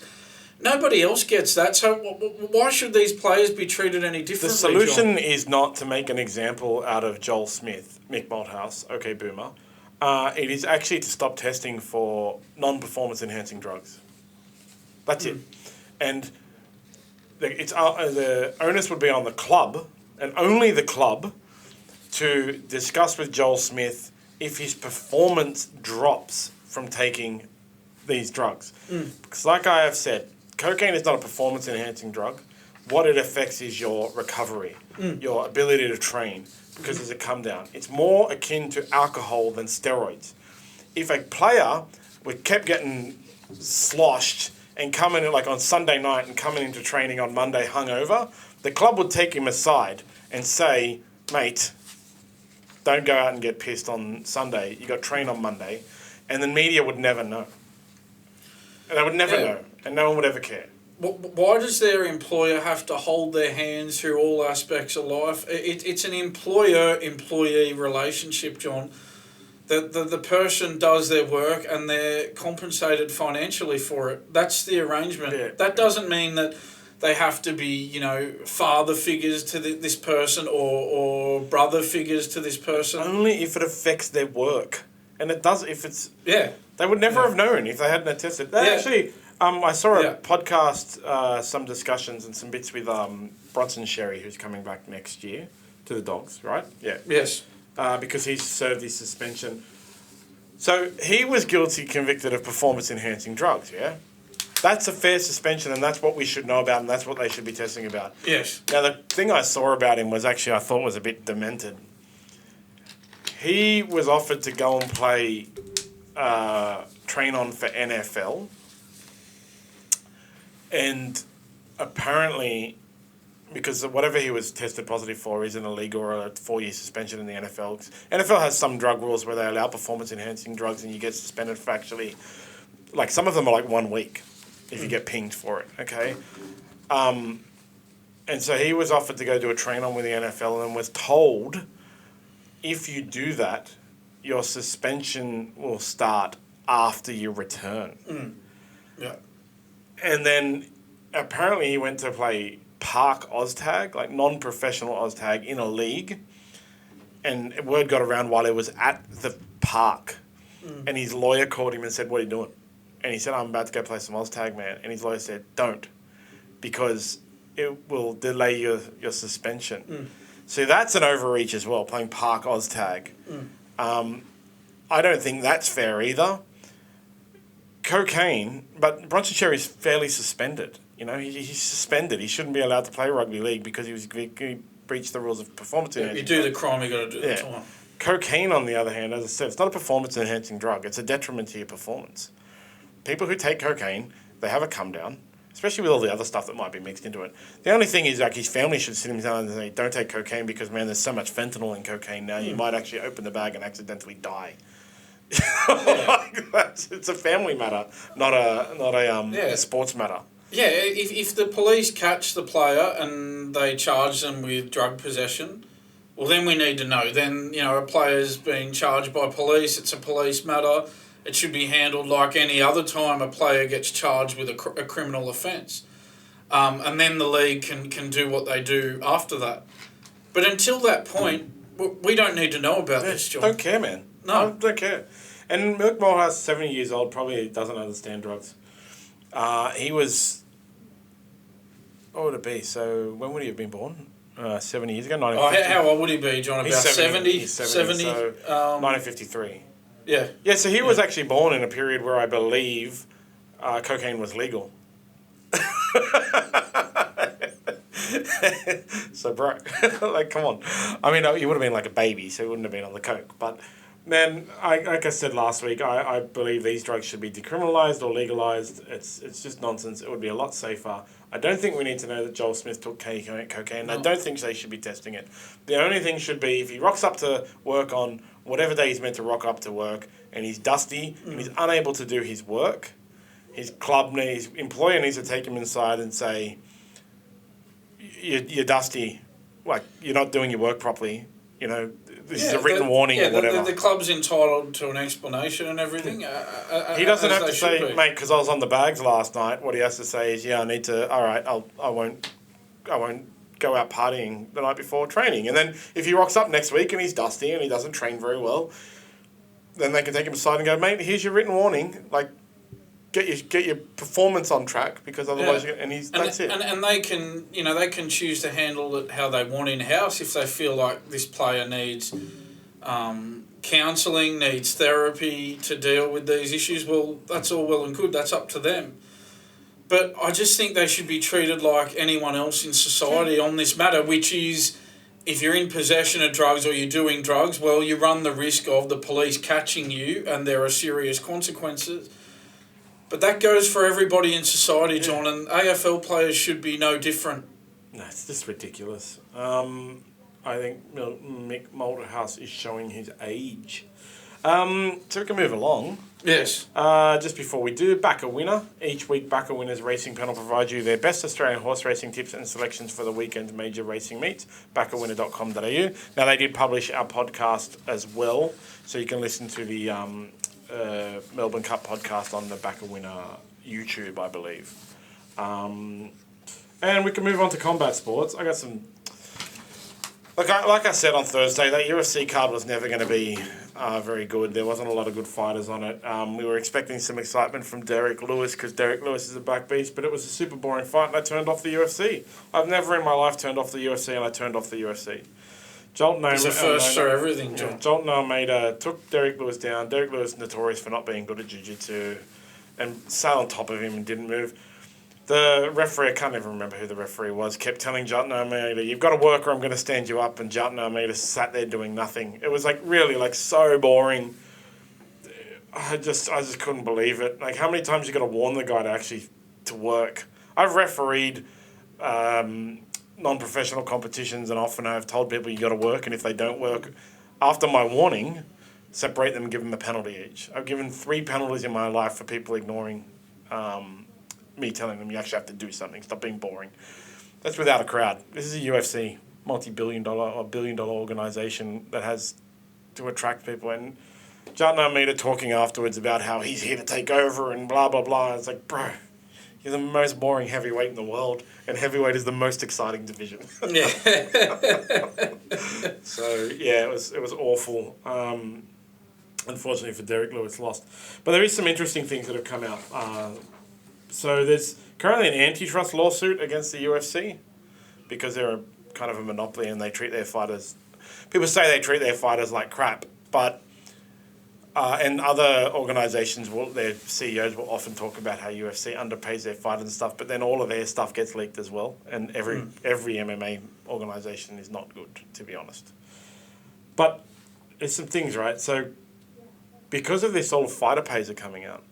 And there's some interesting highlights. So, Conor McGregor, his largest pay packet from a fight. Conor McGregor, biggest fighter in the UFC, one of the richest athletes in the world. His highest pay was $6 million against Eddie Alvarez.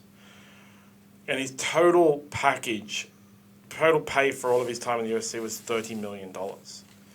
Which people are like, how low is that? I mean, I've talked about it before. Some boxers get $50 million for one fight. Yeah, Mayweather, would he? Yeah, well, Floyd Mayweather apparently made about $1 billion from that, Australian $1 billion from that Conor McGregor fight with a promotion pay-per-view point. Wow. That's the rumour. He also, the rumour is also that he owed back taxes of about $800 million. And so that billion covers... He's a big spender, isn't he, Mayweather? Doesn't he just get paid and he just spends all his money? Yeah, exactly. That's a lot of boxers are like extravagant art and cars. So a lot of boxers are like that. They have their entourage and they also buy their entourage houses and cars and stuff like that. Conor McGregor's a lot more tame. So Ronda Rousey, who was the person who launched the female division after Dana White famously said there will never be any women in the UFC. Her total... payouts was around $20 million. So she's one of the things. Last time there was a big complaint about Australia soccer women getting paid less a few years ago. Ronda Rousey kept getting asked about it. Okay, what do you think of women getting paid the same as sport? And they kept asking her how much she gets paid, and she refused to answer, which is her right. She was like, I get paid a comfortable amount. That was one of her famous sayings. But she also said, if I brought in as much money as the superstars, then I should get paid as much. And one time they compared her to Floyd Mayweather. And she said, I've only had, I think at the time it was 7 fights, and Floyd Mayweather has had 50. If I ever get up to 50 fights, then I could probably earn as much as Floyd Mayweather, which was a fair call. But her total earnings was $20 million, which is only $10 million less than Conor McGregor. Yeah. You would have thought there'd be a far bigger gap there. Yeah, so I can understand why she'd say she's comfortable. But this is the really interesting one. So John Jones, who's had 35, more fights than both of these guys combined, his total pay for most of his fights is only $15 million. And this is a base pay. They also get pay-per-view points, a percentage of all pay-per-view sales as a champion. Every champion gets pay-per-view points when they fight. So these are the three interesting things that I've found coming out of it. Conor McGregor total pay $30 million. These are the three highest paid UFC fighters ever. Ronda Rousey $20 million. John Jones $15 million. Israel Adesanya famously, after he signed his last contract, said he signed a contract that's going to make him the highest paid UFC fighter. So I'm curious if after his thing he actually ends up getting paid more than $30 million. I'm really curious. It's interesting, John. So another thing that's come out this week is the Tyson Fury Francis Ngannou numbers. Oh, yes. Now, Dana White famously refused to allow this boxing match to happen. It was one of the contributors to Francis Ngannou walking away because Dana White said it wouldn't sell. And that was one of his big issues with Francis Ngannou, is that Francis Ngannou actually, even though he's a scary guy, there's only MMA fans, like really big MMA fans that like him. He doesn't have a lot of like personality like Conor McGregor to sell fights. This is pathetic. Sold 11.5 thousand pay-per-view in the USA and 56,000 worldwide. So nobody watched it, and this is like very mega numbers. Yeah, there. considering Conor McGregor holds the highest pay-per-view thing, I think he holds. I think it might be 8 of the top 10 pay-per-view, and that's in the like 3.5, 2.4 million. You can't argue with those numbers, John. Yeah. And so 3.5, 2.4 million compared to sort of 50-odd thousand. 50,000 worldwide. Yeah. 50,000 worldwide. That's nothing, John. I know, right? And that's nothing. The thing about it is after this fight, everyone was saying, well, Francis Ngannou proved Dana White wrong. But actually, Dana White... So, John, you might be able to shed some light on this for me, but back when Anthony Mundine was in his prime, how many pay-per-views would he have gotten in Australia? Around the 11,000. So the same? Yeah. In Australia? Yeah. Compared with Fury worldwide? Yeah. And Anthony Mundine's not going to sell worldwide. That tells you a story. Anthony Mundine was never going to sell worldwide. All right. Yeah, that's the thing. So you're looking at Mundine in Australia as opposed to Fury worldwide. Yeah. That's interesting. So it's quite pathetic, and so they were getting pay-per-view points. So pay-per-view is like $60, okay, Australian, and you get 2% of that. What's that? $6? Yeah, $6. No, so more than $12. Anyway, you get like 2%, which is like $12, okay? And so then you do 56,000 at $12, like it sounds like a lot of money. Mm. But when you go back to that kind of thing, like, so Conor McGregor against Eddie Alvarez got paid $6 million flat and then did something like 2.2 million pay-per-views and got 2% of that. You know, that's the comparison, man. That's how, if you want to make money in the fight game, you have to be Conor McGregor, not Francis Ngannou. And as awesome as it is to watch Francis Ngannou and Tyson Fury fight, when Tyson Fury goes and fights his next heavyweight fight, he's going to do like, you know, the more realistic is 200, 300, 400,000 worldwide pay-per-views. That's what they normally sell. And that's what Tyson Fury's going to do. The reason this failed was because it was Tyson Fury versus Francis Ngannou. You can't deny it now. Dana White was actually right. Mm. And as much as people want to bag Dana White, he's made $1 billion company. You can't argue with that, John. So one other ridiculous thing that happened is Logan Paul, YouTuber, boxer, he's the new WWE USA champion. The news articles are like unexpected. WWE's it's all an act, is it? So who cares about that? Beat Rey Mysterio. That's like winning a championship in a movie or something. Yeah, doesn't count. Like, it's not real. The articles, I don't know anybody who follows WWE anymore. It's like such a kid thing because it is like it's a daytime soap opera. Does anyone over the age of about 15 watch it, John? No, or care about it? I don't know anybody. I literally don't know anybody who does. And I know a lot of people. Everybody knows a lot of people. I saw nothing about it on social media. I just saw it in the news. And then the news articles were like, shock win by Logan Paul. Uh-huh. Yes. So the thing is, bro, someone knew beforehand because it's scripted. So it's scripted, yeah. I don't even know if you can bet on it. It's like, it's like in Happy Gilmore, John, where Adam Sandler wins the championship at the end. I mean, it's the same shock thing. win. Well, how did Happy Gilmore beat Shooter McGavin, John? It's a movie. It's not real. It's a script. It was scripted. And so, it's a great script, but that's what it is. It's a script. You can even bet on WWE, but I don't know why. It was all over the news that People should stop caring about Logan Paul. Anyway, on to other sports. You got something I've for me? got some for you. I'll bring you other news. All right.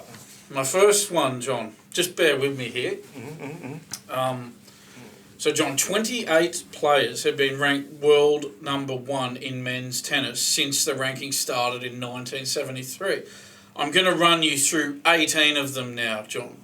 Pat Rafter was number 1 in the world for 1 week. The following players were also world number 1 in the world. Carlos Moya, Yevgeny Kafelnikov, Marcelo Rios, Thomas Muster, Juan Carlos Ferrero, John Newcomb, Marat Safin, Boris Becker, Andy Roddick, Daniil Medvedev, Mats Verlander, Carlos Alcaraz, Ilie Nastase, Andy Murray, Gustavo Kuerten, Jim Courier, Stefan Edberg. Put together, John, those 18 players were world number 1 for 397 weeks combined. Guess how many weeks Novak Djokovic has been number 1 in his career now, John? 397? Yes, 397 weeks right. And counting. It might be 398 now, John, because I found this stat last week. And I don't think he's not moved from that position. Still not the GOAT. So Djokovic has the record for most weeks at number 1, obviously, 397. Roger Federer has 310. He's second on the list. Rafael Nadal has 209. He's 6th on the list. I have to put it in, John, because he's my favourite player of all time. Leighton Hewitt was number 1 for 80 weeks. I couldn't help myself. He's number 10 on the list, John. But Hewitt's the last one not to be included in that big list of 18 that I'm talking about. So there you go. Djokovic now number 1 in the world for as many weeks as 18 of the 28 players who were number 1 in the world. Djokovic's legend just keeps on growing, John. He's still not the GOAT. Roger Federer is the GOAT. Okay, I'm going to have to... we might have the debate, John. Maybe we'll save it for after the Cricket World Cup when we get a quiet when it's coming week. up to Australia Open, and we'll We'll go into it in more detail. And we'll get a mediator. John. We'll get producer John to be the mediator. Absolutely, it'll be fun. We could almost do it as a separate podcast. Absolutely. So he's 36 years old. Yeah. Okay. He can play for 2-3 more years, possibly. He could go to 40 the way he's going. I wonder where he's going to finish up with that stat. Just that stat alone. He's already 18 combined. Oh, no, well, he wouldn't be able to. If Leighton Hewitt is the one out of it, he's not going to get another 80 weeks, surely. Surely Novak Djokovic won't get another 80 weeks. Yeah, you wouldn't think surely so. But not. still, I mean, it's still extraordinary numbers, isn't it? But, I mean, he could. This is the thing, because 80 weeks is less than 2 years. And if he's got another 4 years in him, no matter how many it's times... 18 months, basically. No matter how many times he loses that number 1 spot, he always seems to get it back pretty quickly. Like, he's not out of it for a very long time, you know. It's within the next, you know... Like, what is it? Alcaraz took it from him, yeah? Alcaraz took... Yeah, Alcaraz was... Alcaraz is... Incidentally, John, Alcaraz became the youngest world number 1 ever and actually broke Hewitt's record. Yeah. Hewitt was the youngest world number 1 ever before Alcaraz broke that record. So there you go. 3 majors for Djokovic this year, John. The only one he didn't win was that Wimbledon final against Alcaraz too. I think that's the last thing he needs to do. Win the calendar Grand Slam, or which is the Grand Slam, yes. Yeah. So he's got to win next year. I'd say next year is his last chance as well, possibly. But who knows with Djokovic, because the guy just seems to never get old. You're supposed to decline. Yeah. By this age, you are. 36 is the decline age, you know. Yeah. Like, it's the one where you can see they're just continuing. That's when it does just become about they're just continuing, because probably they're driving their family mad, staying at home. You know, they're being pushed into continuing, but he just, you know, like Leighton Hewitt was, 37, 38 when he retired? Oh, no, I think he was about 34, John. I think he was 34 going on 35. When he retired from singles, yes. Yeah. He played on with doubles, but his singles retirement, pretty sure he was 34. Yeah, John, but when he retired completely from tennis. Oh, completely, he was late 30s, yes. Yeah, and Roger Federer is, Roger Federer, is he retired now? Yes. Yes, so he's old. He only retired last year, yeah?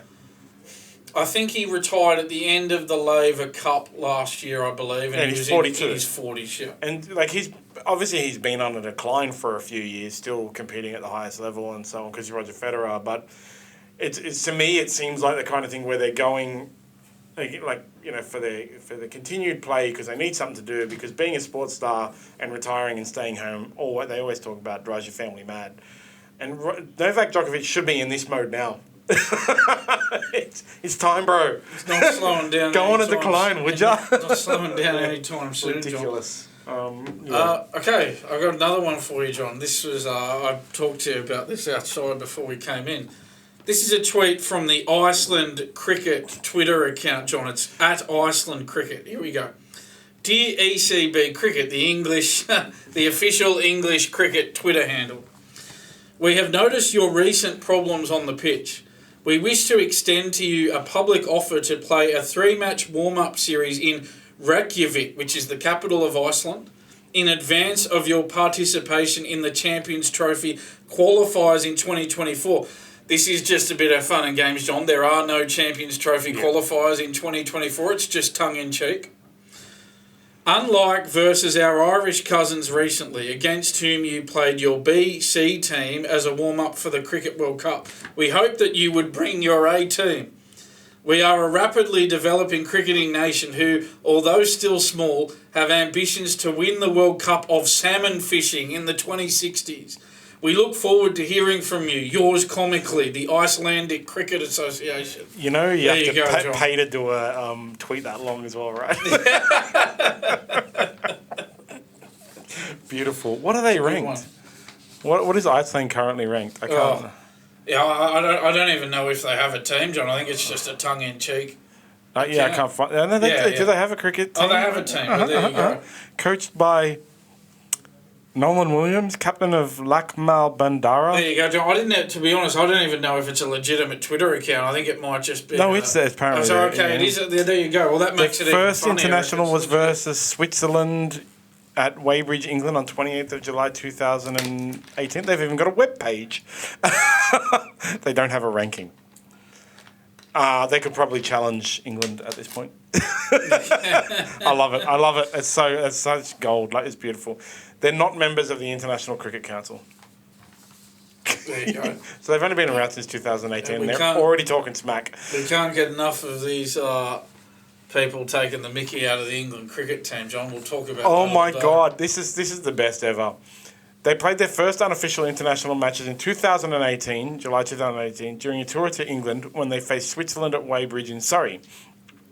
The costs of the tour were met through crowdfunding by members of r/cricket forum on Reddit, who became the team's official sponsors in the period 2018 to 2020. Oh, wow. They won their first international match, a 50-over game against Switzerland, by 215 runs. They plan to gain European Cricket Council membership in the future and subsequent affiliate membership of the ICC. So they should do it. England should do it. England should just reply and say yes.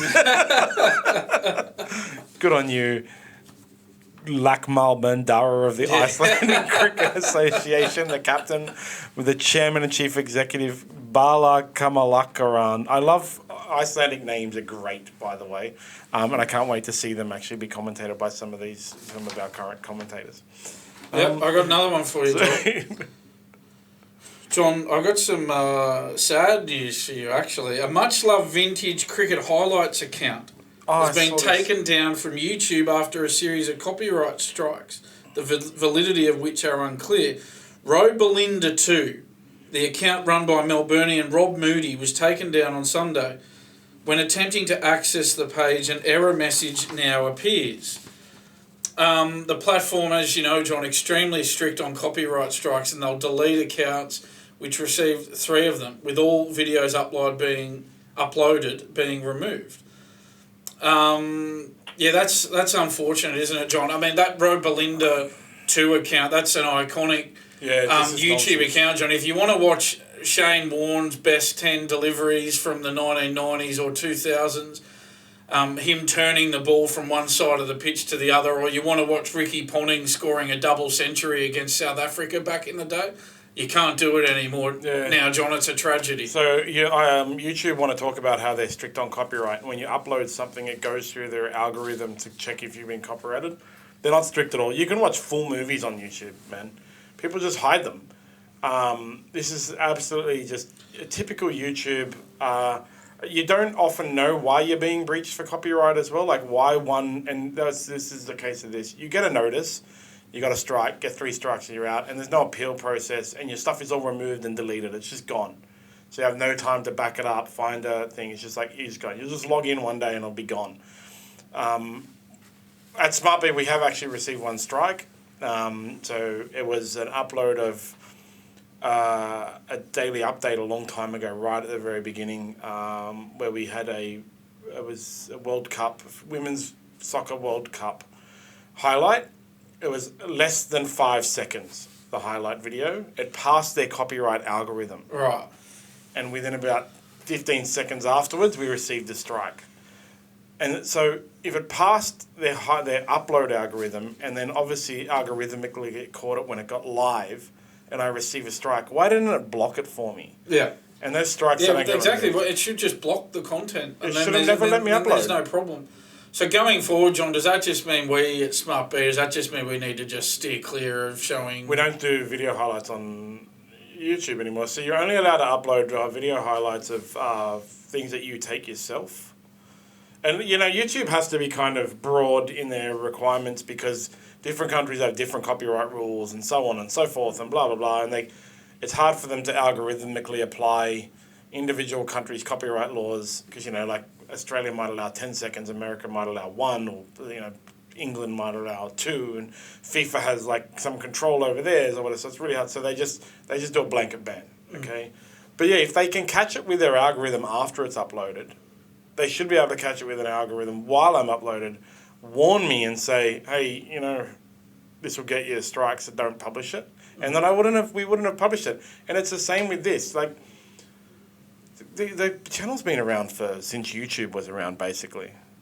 And there's no difference between the videos that was given strikes to literally hundreds of other videos that were on the channel. And now it's gone. Yeah, where's the harm in that? Just someone just showing old cricket footage. There's no harm in that. There was stuff that was like fully ripped from VHS on there, you know. Like, it's never going to be aired on the television. There's no other way to see it. Yeah. And it just...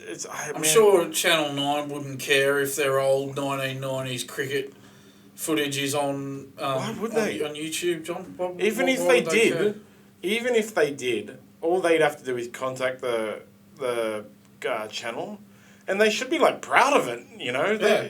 The vision's still being played. He was never putting up full matches as well, you know. There was no it's just so YouTube, typical internet in today's day and age. We've also been pinged on TikTok for using a song that we hold a license to, but our video we've uploaded is 2 minutes. And TikTok doesn't allow you to use music for more than 2 minutes because it may breach copyright rules. But we hold the license to the music. And so what TikTok does is they haven't given a strike for that. All they've done is muted the video. So if you go on our TikTok, there's a few videos that are muted. They don't notify you in any way. So it's just like sometimes I find them and I just go, damn. It's so frustrating thing about all social media. And that's like, love him or hate him, I love Twitter's or X, Elon Musk with X, and he's just like, nah, everything's free for all, bro. There's no fully illegal stuff like pedophilia and things like that. It's fine, none of that. And they don't ban you anymore. That's the thing. They don't ban you. They just tell you what you've uploaded X/Twitter. If it's something like a copyright breach, they just tell you this is a copyright breach. We're going to take it down, and you go, oh, okay, cool. So they do take down that fully illegal stuff? Yeah, 100%. Yeah, and they ban fully illegal stuff. But stuff like copyright breaches, they'll tell you. And even anything that they can report to so it's anything that is like punishable by a jail term or felony or whatever they call it in America, they ban and they report to police or something like that. Anything that's like a copyright breach, they just tell you this is a copyright breach. Just tell you, all right, just, you know. And we removed it. And you just go, cool. Because something like this channel had literally hundreds of videos.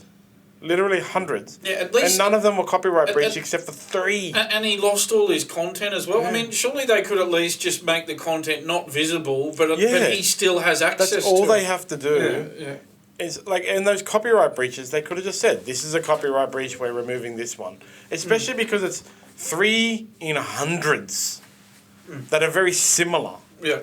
And why aren't those ones breached and these 3 are? Who knows? That's a very frustrating thing I hate about social media. Toilet of the internet, but the companies behave like the toilet as well. Yeah, John, I've just got some key takeaways from our Melbourne Cup podcast. Yeah, if you definitely. don't mind me running talk through Yeah, that because, as I said before, and as Dan said, that podcast was really enlightening, and it gave you bets, it gave you information on every runner, how the Melbourne Cup, how these experts Dean and Luke pick their winners. So it was Dean from Winning Edge Investments, one of our sponsors, and Luke from, I can't remember where he's from, should have written it down. He's owned past winners in the race. Yeah, I believe, so he owned Gold Trip that won last year as well. And he's running again this year. Yeah. So some of the so key takeaways. Luke said Akita Sushi is the 100-to-1 shot to back if you're going to back one, John. Last time I checked, John, Akita Sushi was paying $91 for the win with Elite Bet. The last time I looked, which was last night, John, I'm not sure if that's changed. I'm not sure if you want to have a look at that. Which one? Akita Sushi they have such was $91 last night when I looked. They're high, right? If you go like click on the win and then it'll put them in order.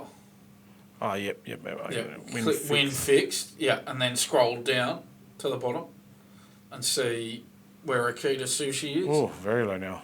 Oh, 101. So it is out to a 100-to-1 shot now. But that's your best bet if you're gonna go in outside. That's your best bet. I learned some words. Roughy. So Luke also said that trainer Chris Waller has the wrong approach going into Melbourne Cups. He said he doesn't get enough miles into the legs of his horses in the lead up. He said he, quote, gets the Melbourne Cup wrong every year, end quote. Waller has just one winner, very elegant in 2021. Going into this race, John, Waller is the trainer of Soulcombe, Shiraz, Magical Lagoon and More Felons. Luke said if Waller is going to win the Cup this year, it will be with More Felons. Yeah, More Felons is currently paying $20 with Elite Bet. Yeah. Yeah, and Luke also said, John, that jockey James McDonald is a huge help to Gold Trip. He said McDonald gives Gold Trip 2 to 2.5 lengths. That was his quote. And as we pointed out, John, Gold Trip is one of Luke's horses too. Yeah, and the other one he really liked was Listochka, who'll be making its debut. That's the one I'm going to be betting on. That's also Luke's horse, because it's relatively unknown in Australia. And they also, both Dean and Luke said steer clear of the favourites, which is one of the big common mistakes. Yeah. So Vauban. Apparently, it's actually. I think it's actually Vauban. Dean and Luke were saying that they just called him Vauban, and it's no big deal. He's blown out to $4 now, and was about $2.80, I believe, during our podcast yesterday. Yeah. So I think the hot tip is don't touch Vauban, John. I think. Another thing Luke said was it should be paying, sort of maybe, was it 15 or 18 to 1 or something like that? So they were very surprised rather than the short price that it is, John. And as always, think, is this the bet you really want to place? For free and confidential support, call 1-800-858-858 or visit gamblinghelpline.org.au. Enjoy your bets on the Melbourne Cup, but gamble responsibly. Before we go, we've got our last sponsor, Parker Cellar. Parker Cellar allows fellow wine lovers to access unrivaled pricing on your favourite wines with the added convenience of bottles with free delivery direct to your door. parkercellar.com.au. You must be over 18 to purchase from Parker Cellar. SmartB news, as always. Subversion Ascension. We sponsor Subversion Ascension. That'll be on December the 2nd at the UNSW Roundhouse. Go to Mosh Ticks and buy tickets there. It is going to be absolute cracker of a night. I will be there, so you can seek me out if you want. Josh Saunders versus Bob Frias for the heavyweight title. This is the first title fight in Subversion history, and they're going to be adding some more for next year. We also have a competition for Subversion. If you sign up to smartb.com.au and tick Subversion as your How Did You Hear About Us, you can win 2 tickets to the first Subversion event in 2024. We have our cricket competition, Jacobs Creek Cricket. If you check on Instagram, me and Yash, famous Yash. Yeah, I saw that video. We played with it. You can see it. You win the hats. You win the, what was it, producer John? The drinking thingy. The decanter. You can win a decanter, you win some wine, you win a cricket bat. Yash was very excited. He wishes he could win, but he can't.